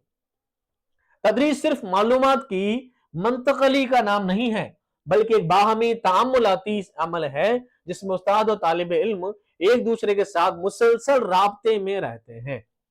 ये सिर्फ एक मैसेज पहुंचाने का काम नहीं है, बल्कि तामुलाती अमल है। तामुलाती कहते हैं सहयोगी क्रिया है, कि टीचर स्टूडेंट दोनों एक दूसरे का सहयोग करते हैं। टीचर अपनी बात पहुंचाना चाहता है और बच्चा उसे सुनना चाहता है, और बच्चा अपनी प्रतिक्रिया देना चाहता है, टीचर प्रतिक्रिया को वापस रिएक्ट करना चाहता है कि बच्चे ने कोई कमी बताई है, मैं उसको सही करूं। ये दोनों के बीच में चलता रहता है, सहयोगी क्रिया है। अगर दोनों एक दूसरे का साथ नहीं देंगे तो कभी भी तदरीस मुकम्मल नहीं होगी। मौसर इबलागी महारतें उस्ताद को उस काबिल बनाती है कि वो ना सिर्फ अपने ख्यालात और मालूमात को वाज़ेह अंदाज में पेश करे, बल्कि तलबा की दिलचस्पी, तवज्जो, फहम को भी बरकरार रख सके। जमात में जबानी और गैर जबानी दोनों किस्म के इबलागी हिकमत अमलियां तदरीस अमल को मौसर, बामकसद और नतीजा खेज बनाने में अहम किरदार अदा करती है। क्लास के अंदर गैर जबानी बात भी होती है और जबानी बात भी होती है, यानी शाब्दिक संप्रेषण भी होता है और गैर शाब्दिक संप्रेषण भी होता है, और शाब्दिक संप्रेषण भी होता है।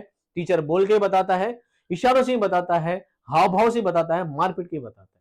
टीचर सारे काम कर सकता है और उसका ये करना, इस तरह का कम्युनिकेशन करना ही क्लास को क्या करता है, मौसर करता है, प्रभावी बनाता है, बामकसद बनाता है, उद्देश्यपूर्ण बनाता है, नतीजा खेज परिणामवादी बनाता है कि उससे कुछ अच्छा परिणाम निकलेगा, टीचर ने इसलिए सारे काम किए हैं। अब बात करते हैं दोस्तों खुसूसियात, विशेषता।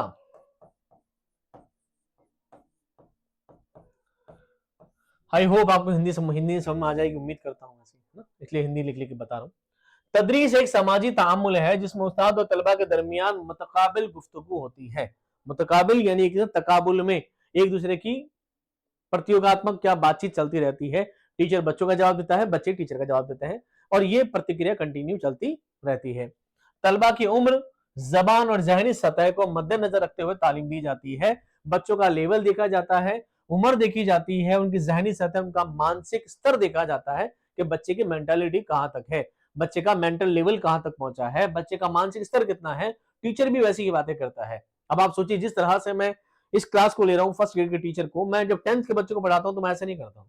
मैं आपने यूट्यूब पे मेरे 10th क्लास के बच्चों को भी देखा होगा पढ़ाते हुए, तो मैं उनसे बड़ी हम्बलनेस से, बहुत ज्यादा छोटे बच्चे, ठीक है बच्चों, ठीक है बच्चों, ठीक है बच्चों, मेरी लैंग्वेज ऐसे रहती है, छोटे बच्चों को पढ़ाना, बड़े प्यार से बात चलती है। जबकि फर्स्ट ग्रेड के जब आप पढ़ रहे हैं, आपके लिए मेरा लैंग्वेज टोन क्या हो जाता है, चेंज हो जाता है।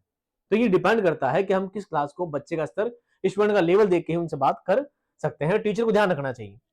ब्रूनर और प्याजे जैसे माहिरीन ने तरसील के नफ्सियाती पहलुओं पर क्या दिया है, जोर दिया है। ब्रूनर और प्याजे ने बताया कि कक्ष में एक शिक्षक को संप्रेषण के लिए किन किन बातों का ध्यान रखना चाहिए। इस बात पे गौर किसने किया है, ब्रूनर और प्याजे ने।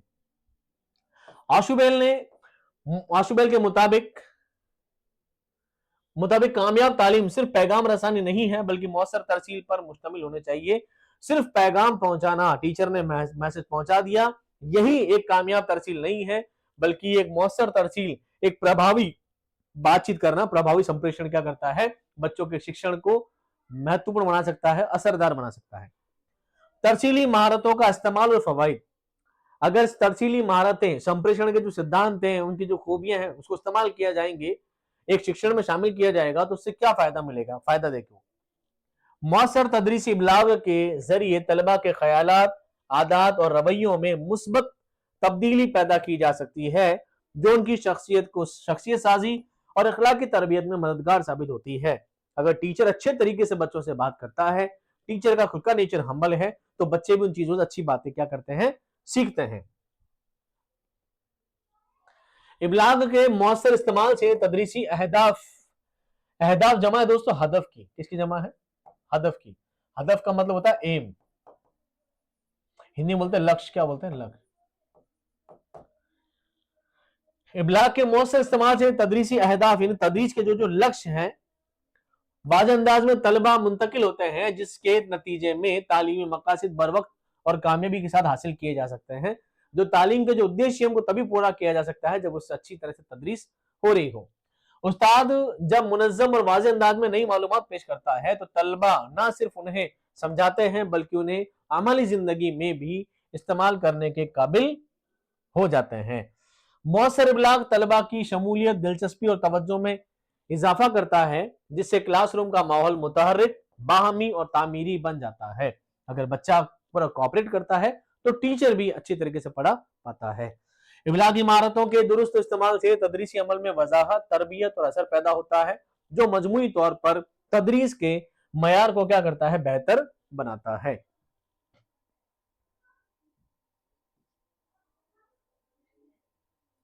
काफी पेज भाई। अब बात करते हैं दोस्तों शाब्दिक, वर्बल एंड नॉन वर्बल। जो क्लासरूम हो सकती है, जिसको शाब्दिक संप्रेषण भी कह सकते हैं, अशाब्दिक संप्रेषण भी कह सकते हैं, मौखिक और गैर मौखिक भी कह सकते हैं। तालीमी सियागो से भाग में स्कूल लाइन की बात कर रहे हैं, सिर्फ स्कूल क्लास की बात कर रहे हैं कि क्लासरूम में वर्बल और नॉन वर्बल कम्युनिकेशन कैसे हो सकता है और क्यों होता है और किस तरह होता है। दो तरह का संप्रेषण होता है, वर्बल और नॉन वर्बल। वर्बल में भी दो तरह का होता है। वर्बल कम्युनिकेशन दो तरीके से हो सकता है, एक होता है जबानी, एक होता है तहरीरी। जबानी का मतलब होता है मौखिक,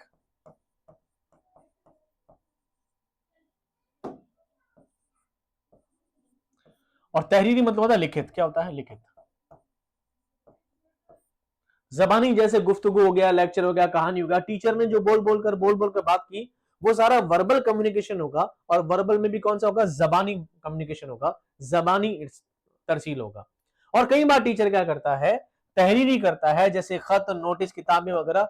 किताब के जरिए किताब की चीजों को पढ़कर बताता है या ब्लैक बोर्ड पे लिख देता है।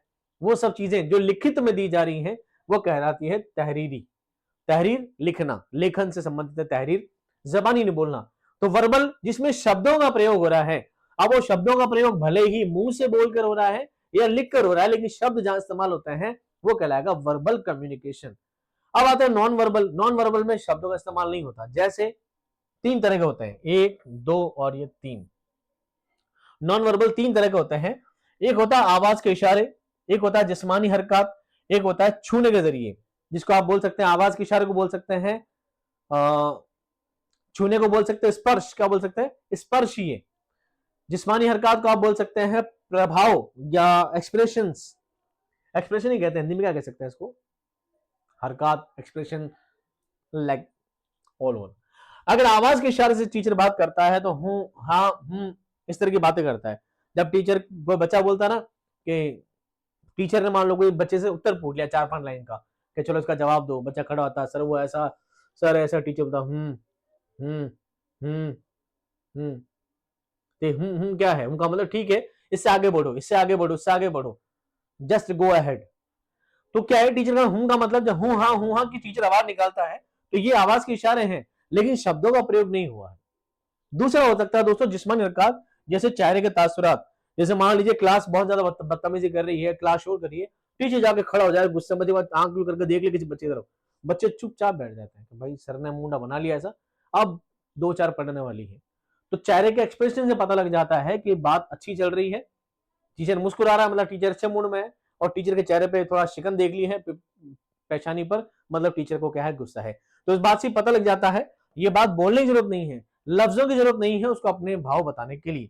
और तीसरा होता है छूने के जरिए, जैसे ब्रेल लिपि नाबीन अफराद के लिए छूने के जरिए, जैसे अंधे लोग होते हैं नाबीना ब्रेल लिपि छू छू कर पता लगता है क्या लिखा है क्या नहीं लिखा है।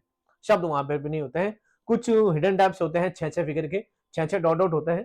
कितने डॉट होते हैं? 6-6 डॉट डॉट होते हैं, और वो उसे बच्चा हाथ लगा लगा पढ़ता है कि क्या चीज लिखा है। तो वर्बल में दो होते हैं, वर्बल कम्युनिकेशन दो तरह के होते हैं, जबानी, तहरीरी। जबानी वो जिसमें लिखा, जबानी वो जिसमें बोलकर बताया जाए, तहरीरी वो जिसमें लिखकर बताया जाए। अशाब्दिक यानी नॉन वर्बल कम्युनिकेशन वो होता है जिसमें आवाज के इशारे हो सकते हैं, आवाजें हो सकती हैं, जिस्मानी हरकत हो सकती है, एक्सप्रेशन हो सकते हैं, और छूने के जरिए ब्रेल लिपि इस्तेमाल किया जा सकता है। अब आइए एक एक करके सबको पढ़ लेते हैं एक बार फटाफट। वर्बल कम्युनिकेशन पहला, गैर जबानी तरसील के बरक्स जबानी तरसील में आवाजों के ऐसे मुत्तफिका मानी जरूरी होते हैं जिन्हें दूसरे लोग समझ सकते हैं। मौसर तरसील के जरिए यह लाजिम है कि फर्द सिर्फ जबान से वाकिफ हो, बल्कि सकाफती पसमंजर तरसील में शामिल अफराद के बाहमी ताल्लुकात और दीगर मुताल्लिका अवामिल शामिल हो। टीचर को पता हो सामने वाले बच्चे का लेवल क्या है, मानसिक स्तर क्या है, टीचर वैसे ही क्या करता है? बात करता है। जबानी इबलाग वो इबलाग है जो अल्फाज के जरिए किया जाता है। ये या तो जबानी हो सकता है, ऑरल हो सकता है, या ये तहरीरी हो सकता है, या रिटर्न हो सकता है। ऑरल भी हो सकता है, रिटर्न भी हो सकता है, दोनों के जरिए हो सकता है, जो क्या कहलाता है? Verbal communication. जबानी तरसील, जबानी इबलाग के अकसाम भी हैं, तीन तरह की हैं, दो तरह की हैं। जबानी यानी गुफ्तारी इबलाग, गुफ्तारी कहते हैं बातचीत करने को। इसमें उस्ताद आवाज के जरिए पैगाम तलबा तक पहुंचाता है, जैसे लेक्चर देना, गुफ्तगू करना, बातचीत करना, सवाल जवाब करना, मुबाहिसा करना, बहस मुबाहिसा करने सब आता है। दूसरा होता है तहरीरी ब्लॉग, इसमें तहरीरी मवाद के जरिए पैगाम दिया जाता है, जैसे बोर्ड पर लिखना, नोट्स बनवाना या नोटिस देना, असाइनमेंट, इम्तिहानी पर्चे, ये सभी चीज किसमें आती है? लिखित में आती है। जमात में जबानी इबलाग की हिकमत अमलियां, क्या क्या स्ट्रैटेजी रहेगी, हिकमत अमली या योजना समझ लीजिए, क्या क्या योजना रहेगी अगर टीचर जबानी तरह से इस्तेमाल करता है तो। तकरीर वाज़ेह होनी चाहिए और कवायद की गलतियों से पाक हो।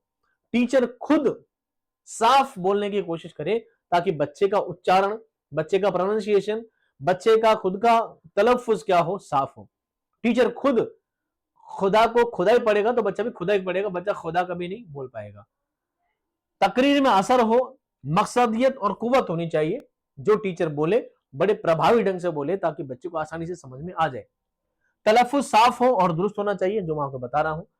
ना तो चीखें, ना बड़बड़ाएं और ना ही सरगोशी करें। सरगोशी कहते हैं दोस्तों खुसफुसाने को,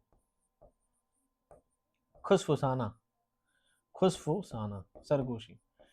ऐसा ना हो कि टीचर बहुत चिल्ला चिल्ला के पढ़े। जैसे आपने एक नाम तो लेना सही है कि नहीं पता नहीं, एक मैंने देखे थे धांसू सर, लाइक कर दीजिए, ठोक दीजिए, चिल्ला चिल्ला के पढ़ा, पूरे पसीने में लथपथ होते हैं। बड़े मेहनती टीचर है धांसू सर, बहुत जबरदस्त चिल्ला चिल्ला कर बोलते हैं। तो टीचर का होना चाहिए कि ना तो बहुत ज्यादा चिल्लाए, ना इतना ज्यादा बड़बड़ाए कि बच्चों को पता ही नहीं चला, ना खुसफुसाकर खुसफुस बातें करे, ऐसे भी नहीं होना चाहिए। एक मॉडरेट वॉल्यूम होना चाहिए जो टीचर कंटिन्यू बोल सके। मतलब लंबे टाइम तक बोलते तो गला बैठ जाता है, अदरवाइज मैं इतना चिल्ला कर नहीं पढ़ाता। हमेशा सादा और आसान जबान इस्तेमाल करनी चाहिए जो बच्चा आसानी से समझ सके। ये क्लास में बातें ध्यान टीचर को रखनी चाहिए। अंदाजे बयान ऐसा हो कि हर तालिब इल्म को महसूस हो कि गुफ्तगू उसी से ही की जा रही हो। बात करने का तरीका ऐसा हो, जब आप क्लास सुनो तो ऐसा लगना चाहिए कि सर आपको पढ़ा रहे हैं। हालांकि इस वक्त जब मैं क्लास पढ़ा रहा हूं तो हो सकता है ऐसे वीडियो के बाद में 1000, 2000, 5000 बच्चे भी देखेंगे, वो अलग बात है, लेकिन हर बच्चे को लगना चाहिए कि सर मुझे ही बैठ के पढ़ा रहे हैं। और आपको धीरे धीरे 10 मिनट बाद आपका कनेक्शन ऐसा बन जाना चाहिए कि बस आपकी और मेरी दोनों की ही बात चल रही है। समझ में आ गई? अभी भी आपको ऐसा लगा नहीं लगा? बताइए आगे। अहम निकात पर जोर देने के लिए आवाज के जेरो बम यानी पिच में इजाफा करना चाहिए कि कोई बात बहुत अहमियत रखती है, बात को थोड़े जोर के साथ कहें, किसी बात को धीरे धीरे कहें। तो आवाज का पिच जो होता है ऊपर नीचे टीचर को करता रहना चाहिए। मजमून की रफ्तार तलबा की जहनी सतह के मुताबिक होना चाहिए। मैं इतनी स्पीड से पढ़ रहा हूं क्योंकि आप फर्स्ट ग्रेड के स्टूडेंट हो, नहीं अगर 10th क्लास का बच्चा होता तो एक पैराग्राफ में आधा घंटा निकाल देता उसको एक एक वर्ड समझाने के लिए। तो ये टीचर पर डिपेंड करता है। गुफ्तगू के दौरान गैर जरूरी वक्फे और अल्फाज की बेजा तकरार नहीं होनी चाहिए। एक ही वर्ड को बार बार रिपीट नहीं करना चाहिए। मैं कई बार करता हूं लेकिन उसके पीछे दो रीजन है। एक तो आपको अच्छी तरह समझ में आ जाए, दूसरा आपका फ्लो बना रहे, इसलिए बार बार करनी पड़ती है। गैर जरूरी वक्फे ऐसा ना हो टीचर बार बार रुक जाए क्लास में। जरूरी रुकावट टीचर को बार बार नहीं रोकना चाहिए। अब आते हैं दूसरा दोस्तों नॉन वर्बल कम्युनिकेशन। गैर जबानी इबलाग वो इबलाग है जो अल्फाज के बगैर होता है। जैसे हरकत हो सकती हैं, इशारे हो सकते हैं, चेहरे के तासुरात हो सकते हैं, फेस एक्सप्रेशन जिसको कहते हैं, जिस्मानी अंदाज हो सकते हैं, आंखों का राब्ता वगैरह। ये इबलाग जबानी इबलाग की तकमील करता है और अक्सर औकात इससे इससे ज्यादा मुअस्सर साबित होता है, यानी जबानी से भी ज्यादा परफेक्ट काम करता है कई बार। जमात में गैर जबानी इमलाक की हिकमत अमलियां कौन कौन सी हो सकती है? उस्ताद के चेहरे के तासुरात उसके जज्बात और रवैये की अक्कासी करते हैं। मुस्कुराहट तलबा को एतमाद और इत्मीनान देती है। ऐसा मैंने सुना था एक बार कि किसी बच्चे ने कहा सर आप क्लास में मुस्कुराते नहीं है। मुस्कुरा दिया। मुस्कुराना कुछ नहीं होता, मेरे पास वो ट्रिक या टेक्निक नहीं है।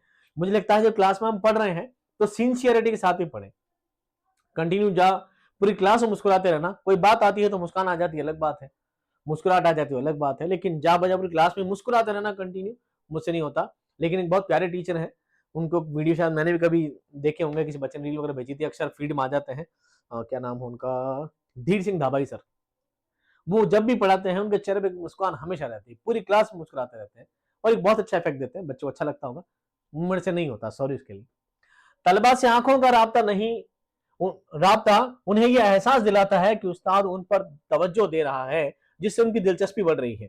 अगर टीचर कोशिश करता है कि किसी खास तौर पर किसी बच्चे को ध्यान से देखे तो बच्चे लगता है कि टीचर मुझे ही पढ़ा रहा है, तो बच्चा पूरी तवज्जो से सुनता है। जो इधर उधर भटका पड़ा होता है वो टीचर की आंखों का एक्सप्रेशन देखकर टीचर को भाव लेता है टीचर मुझे पढ़ा रहा है। हाथों के इशारे, खड़े होने और चलने का अंदाज तदरीसी पैगाम को वाज़ेह करने में क्या करता है, मदद देता है। टीचर अपनी पर्सनैलिटी के अकॉर्डिंग बच्चों में भी एक अच्छी तरबियत दे सकता है। उस्ताद का पुरएतमाद होना, फुल कॉन्फिडेंट होना और मुतवाजिन अंदाज तलबा पर मुस्बत असर डालता है। अगर टीचर खुद पुरएतमाद है, फुली कॉन्फिडेंट है, तो बच्चे को लगता है कि नहीं आज वो सब सीख जाएगा। टीचर खुद हिचकिचा रहा है, टीचर खुद रुक रहा है, टीचर खुद अटक रहा है, बोलते बोलते उसकी आवाज नहीं निकल पा रही है, तो बच्चे को लगने लग जाता है कि टीचर को भी नील बटा सन्नाटा है, टीचर को भी कुछ भी नहीं आ रहा है। इससे बच्चे खुद क्या हो जाते हैं, धीरे धीरे कमजोर हो जाते हैं। बाद औकात मुनासिब खामोशी भी एक मौसर गैर जबानी पैगाम बन जाती है, खासतौर पर नज्म और नब्त कायम रखने के लिए होता है। कई बार जरूरी होता है टीचर को चुप भी होना पड़ता है। ऐसा हुआ था जब मैं 2011-12 के आसपास के स्कूल में पढ़ाता था, तो वहां पर ऐसा होता था दोस्तों, अक्सर कई बार बच्चे बहुत बहुत ज्यादा चिल्लाते हैं, तो कई टीचर आते चिल्लाते हैं, मारते पीटते नहीं, क्लास में जाकर आप बस हाथ बांधकर चुपचाप खड़े हो जाओ, बस देखते रहो बच्चों कंटिन्यू, एक एक बच्चे पर नजर डालकर रुक जाओ। एक बच्चे पर, जिस बच्चे पर आप नजर डालकर रुक जाओगे, अगर आपका स्कूल में ऐसा खौफ है तो इंशाल्लाह आपकी क्लास कंट्रोल हो जाएगी। कई बार क्लास में चुप रहना भी बहुत ज्यादा अहमियत दिखाता है। जबानी और गैर जबानी का बाहमी ताल्लुक, इन दोनों का संयुक्त में जरूरी क्या है, ये दोनों चीजें साथ में कैसे काम में ली जा सकती है, दोनों ही चीजों का काम लेना बहुत ज्यादा क्या है, जरूरी है। जबानी और गैर जबानी इबलाग एक दूसरे की तकमीली अनासिर हैं। तकमीली कहते हैं पूरक है, एक दूसरे क्या है, पूरक। इसके बिना ये अधूरा है, इसके बिना ये अधूरा है, दोनों चीजों का होना एक साथ जरूरी है। अगर उस्ताद के अल्फाज और उसके इशारे हम आहंग सिमिलर हो, तो पैगाम ज्यादा मौसर होता है। मिसाल के तौर पर उस्ताद हौसला अफजाई के अल्फाज कहे मगर चेहरे पर नागवारी हो, तो पैगाम का असर कम हो जाता है। बहुत काम की बात है दोस्तों, अगर टीचर कोई कॉन्फिडेंट की बात कर रहा हो, तो चेहरे पे ही मायूसी दिख रही है, ठीक है बच्चों पढ़ाई करनी चाहिए ना, मन लगा के पढ़ाई करो, अल्लाह ताला आपको जरूर जरूर कामयाब करेगा। ठीक है, आप बच्चों मन से पढ़ाई करो, मैं दुआ करूंगा आपके लिए। अगर टीचर खुद ही इस तरह लेजी हो रखा है, तो बच्चे देंगे क्या ही दुआ करेगा और क्या मैं सेलेक्ट हो जाऊंगा। आप टीचर जब कॉन्फिडेंट की बात कर रहा है, तो कॉन्फिडेंट के चेहरे पर दिखना चाहिए कि हाँ टीचर को सब आता है और ये टीचर मुझे सब बता देगा और मेरा से काम हो जाएगा। तो बच्चे में भी कॉन्फिडेंट क्या होता है, बिल्ड होता है। अदरवाइज बच्चा भी क्या रह जाता है, पीछे रह जाता है। आइए दोस्तों लास्ट पेज पढ़ लेते हैं और टॉपिक को एंड करते हैं। लास्ट चीज है दोस्तों बैरियर्स। क्या है, बैरियर, रुकावटें। आखिर क्या चीज है, ये टॉपिक बहुत लंबा था, ये टॉपिक बहुत लंबा था, पर मैं यही शॉर्ट कर दिया, यहीं पे खत्म कर दिया मैंने इसको 4-5 लाइनों में। बैरियर में बहुत सारे बैरियर थे, वातावरणीय बैरियर, ये बैरियर, वो बैरियर, हमें खास खास देख ली तो आपको समझ आना चाहिए कि क्या चीजें हैं जो बीच में रुकावटें पैदा करती है टीचर को पढ़ाने में और बच्चे को पढ़ने में। बीच के संप्रेषण में क्या दिक्कत आ सकती है, देखो पैगाम में हद से ज्यादा या बहुत कम मालूमात शामिल होने से असल मफहूम वाज़ेह नहीं रहता, जिसके नतीजे में सामे के लिए पैगाम को सही तौर पर समझना मुश्किल हो जाता है। कई बार ऐसा होता है कि कंटेंट लिखा हुआ बहुत कम है या टीचर ने बोला बहुत कम है, तो बच्चे को कम मालूमात के चक्कर में चीजें समझ में पूरी नहीं आती। पर मैं उम्मीद करता हूं कि संप्रेषण आपको पूरा पल्ले पड़ गया होगा।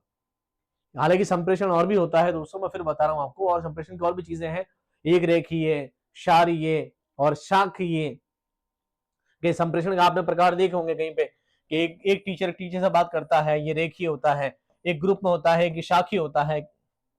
ठीक है, ऐसे 3 बटे होते हैं, फिर यहाँ जाके फिर 3 बटे होते हैं। एक संप्रेषण सिंपल होता है और एक संप्रेषण आगे जाके होता है, फिर होता है, फिर एक लाइन बढ़ता है, फिर वापस सिंपल हो जाता है, फिर नीचे बढ़ जाता है, फिर 3 बढ़ जाता है। ये सिंपल, बहुत सारे तरीके हैं संप्रेषण के भी। अपने को सारे चक्कर में नहीं पढ़ना दोस्तों, इतना आपसे पूछा नहीं जाएगा, इतना आप समझ भी नहीं पाओगे और इतना मैं आपको समझा भी नहीं पाऊंगा। सही बात तो ये है, इतना ज्यादा मैं खींच भी नहीं पाऊंगा टॉपिक को, इतना काफी है। संप्रेषण का प्रकार होते हैं कि एक राग किसको बोलते हैं, रेखीय, जिसमें सीधी रेखा में संप्रेषण होता है कि टीचर ने स्टूडेंट से सीधी सीधी बात की, वो रेखीय वाले में आते हैं। फिर आते हैं शाखीय वाले में कि एक ऑफिसर ने अपने डाउन वालों को बात कही, तो उसके डाउन में 4 मैनेजर थे, सेठ ने 4 मैनेजर को बोला, 4 मैनेजर को काम बताया, 4 मैनेजर ने अपनी अपनी टीम को 4-4 एचआर को बोला, तो एक के पास 4 एचआर थे, दूसरे पास 4 एचआर थे, 4 एचआर थे, फिर 4-4 एचआर ने अपने अपने नीचे डाउनलाइन में काम कर रहे 4-4 को बताया। तो बात तो एक ही थी, मैसेज वहां तक पहुंचाने तक, एक एम्प्लॉय तक मैसेज पहुंचाने तक, एक एम्प्लॉय तक मैसेज पहुंचाने तक बीच में वो क्या हुआ, बढ़ता गया बढ़ता गया बढ़ता गया। इसी तरह के बहुत प्रकार होते हैं कि कई बार घूम फिर के वापस बात उसी तक आती है। तो मैं सब चीजों तक नहीं जाऊंगा, हम इसे बहरे बहरे पढ़ेंगे। जब तरसील में इस्तेमाल होने वाली जबान, इस्तेलाहात या गैर जबानी इशारात सामे के सतह फहम से मुताबिकत ना रखते हैं, तो इबलाग मुयस्सर नहीं होता। यानी कई बार टीचर ऐसा एक्सप्रेशन देता है कि सामने वाला समझ नहीं पाता है कि अगला गुस्से में है कि शांत है। जहनी परेशानी, जाती मसाइल या तवज्जो की कमी सामे के जहन को मुंतशिर कर देती है, जिससे पैगाम की दुरुस्त तरसील मुतासिर हो जाती है। कई बार ऐसा होता है कि मैं आपको पढ़ा रहा हूं और किसी बच्चे के क्या होता है, घर में ट्रेजेडी हो गई है, किसी घर में कुछ दुखद घटना हो गई है, बच्चा बड़े टेंशन में, फिर भी क्या करे, क्लास तो लेनी है, तो बच्चा कान मिलाकर चुपचाप देख रहा है, पढ़ रहा है, लेकिन करे क्या? अब उसका आधा ध्यान तो भटक गया है, तो ऐसे क्या होता है, संप्रेषण पूरा नहीं हो पाता है। गर्द नवाह में मौजूद शोर, हंगामा या दीगर माहौलियाती अवामिल इबलाग के अमल में रुकावट बनते हैं और पैगाम पूरी तरह सुनाई नहीं देता है। कई बार ऐसा होता है आसपास का माहौल शोर वाला होता है। कैसा होता है? शोर वाला होता है।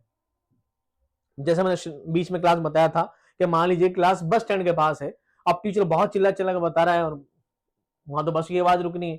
मान लीजिए स्कूल बहुत किनारे पर है, किसी रोड के किनारे पे है, अब किसी का डीजे जा रहा है, किसी की बारात जा रही है और वो टीचर चिल्ला चिल्ला मत कर रहा है, कई गाड़ियों का शोर है, कोई मान लीजिए पास में फैक्ट्री है, कंपनी है, तो शोर गुल से पढ़ाई नहीं हो पाती है, तो पढ़ाई नहीं होता, ध्यान बार भटकता है। स्कूल हमेशा शांत इलाका पे ही होने चाहिए।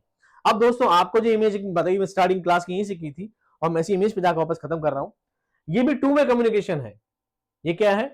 टू वे कम्युनिकेशन भी है और इंटरपर्सनल भी है, अंतरवैयक्तिक भी है, दो लोगों की बात हो रही है, टू वे भी है, यानी दो लोग आपस में बात कर रहे हैं। क्या चीज है? एक बात डायग्राम को समझो कि जब टीचर और स्टूडेंट के बीच में जब बातचीत चल रही होगी, जब वर्बल नॉन वर्बल दोनों चीज शामिल हो जाती है, ये एक टीचर है, चश्मा लगाए हुए है, मैं चश्मा नहीं लगाता, मैं तो व्हाइट वाला लगाता हूं, और ये स्टूडेंट है, इनके बीच में बात चलने से क्या हो सकता है? मैं हिंदी में भी लिख सकता था पर इंग्लिश आएगी वहां पे, 100% इंग्लिश आएगी पेपर में, झिझकने वाली बात नहीं है, समझो।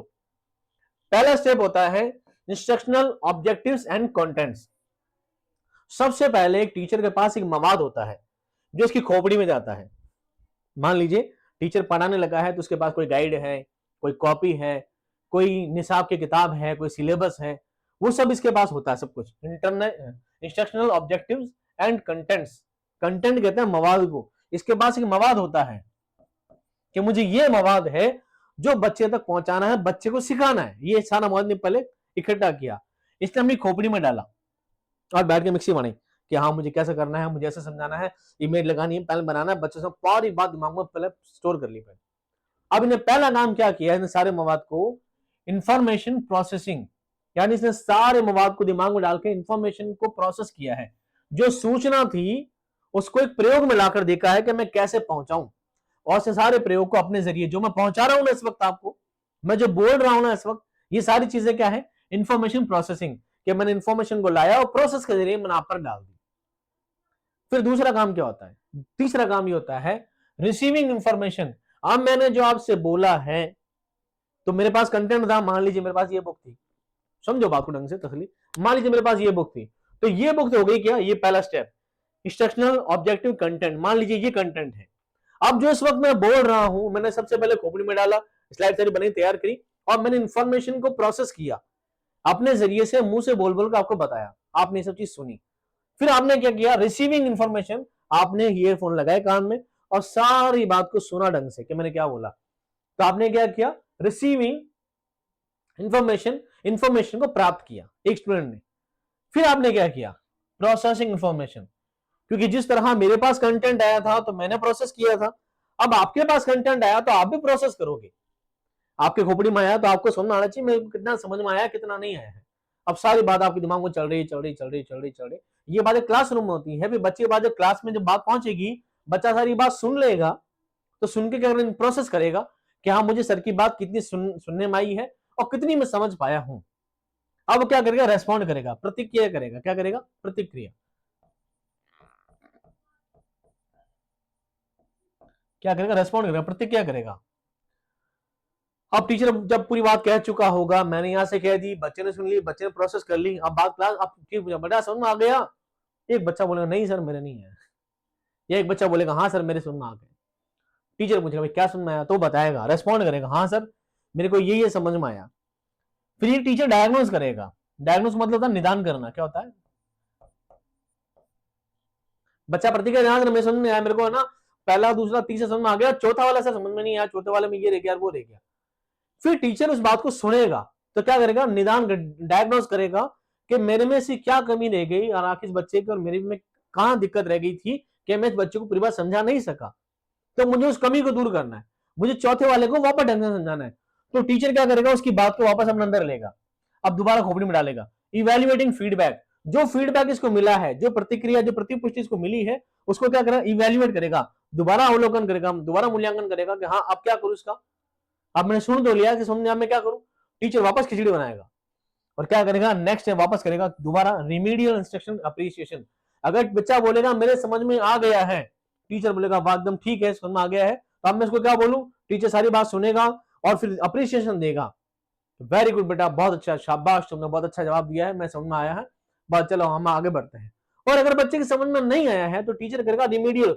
आपने शायद जब थर्ड ग्रेड की तैयारी करी होगी तो मैंने आपको पढ़ाया होगा रिमीडियल टीचिंग, निदानात्मक शिक्षण, जिसमें टीचर क्या करता है, बच्चे की गलतियां निकालता है कि ठीक है बेटा कोई बात नहीं, नहीं समझ में आया तो ऐसा करो वैसा करो ऐसा करो, और अब आपको ऐसा करना है, अब समझ में आ गया। फिर टीचर क्या करता है, बात अपनी वापस बच्चे तो भेजता है, बच्चा वापस सुन लेता है कि हाँ हाँ सर आप समझ में आ गए, आप समझ में आ गए। इस तरह साइकिल क्या होता है, चलता रहता है कि टीचर क्या करता है, कुछ कंटेंट को, कुछ इंफॉर्मेशन को बच्चे तक पहुंचाता है, बच्चा रिसीव करता है और बच्चा अपने रिस्पॉन्स देता है, टीचर डायग्नोस करता है, टीचर उसी को क्या करता है, वापस बच्चे को दोबारा भेज देता है, फिर बच्चों समझ में आ जाता है। फिर नहीं समझ में आया, बच्चा वापस रिस्पॉन्ड करता है, टीचर फिर कोई नया तरीका निकालता है, फिर वो समझाता है, और ये प्रोसेस जब तक चलता रहता है, ऐसा चलता है, फिर नीचे आता है, फिर ऐसा चलता है, और ये प्रोसेस जब तक चलता रहता है, तब तक चलता रहता है, जब तक चलता रहता है, जब तक कि बच्चे को पूरी बात समझ में नहीं आ जावे। दोस्तों संप्रेषण को लेकर टॉपिक था आपका पूरा, उम्मीद करते हैं काफी लंबा वीडियो हो गया, मैं देखता हूँ कितना लंबा हुआ है वीडियो, लगभग, अरे भाई साहब 2 घंटे का वीडियो हो गया, मेरी भी गले की हालत खराब हो गई। तो संप्रेषण के अंदर इससे भारी सवाल नहीं आएगा। अब इन चीजों को आपको समझना है, वीडियो समझ में नहीं आया तो वीडियो को 2 बार देखो, एक बार समझ आया 2 बार देखो, कोई आपत्ति नहीं है, जितने बार देखोगे हो सकता है उतनी बार आपके टॉपिक क्लियर हो जाए। बाकी मैं पीडीएफ डाल दूंगा, पीडीएफ से आपको सारी चीजें सॉल्व आपकी हो जाएगी।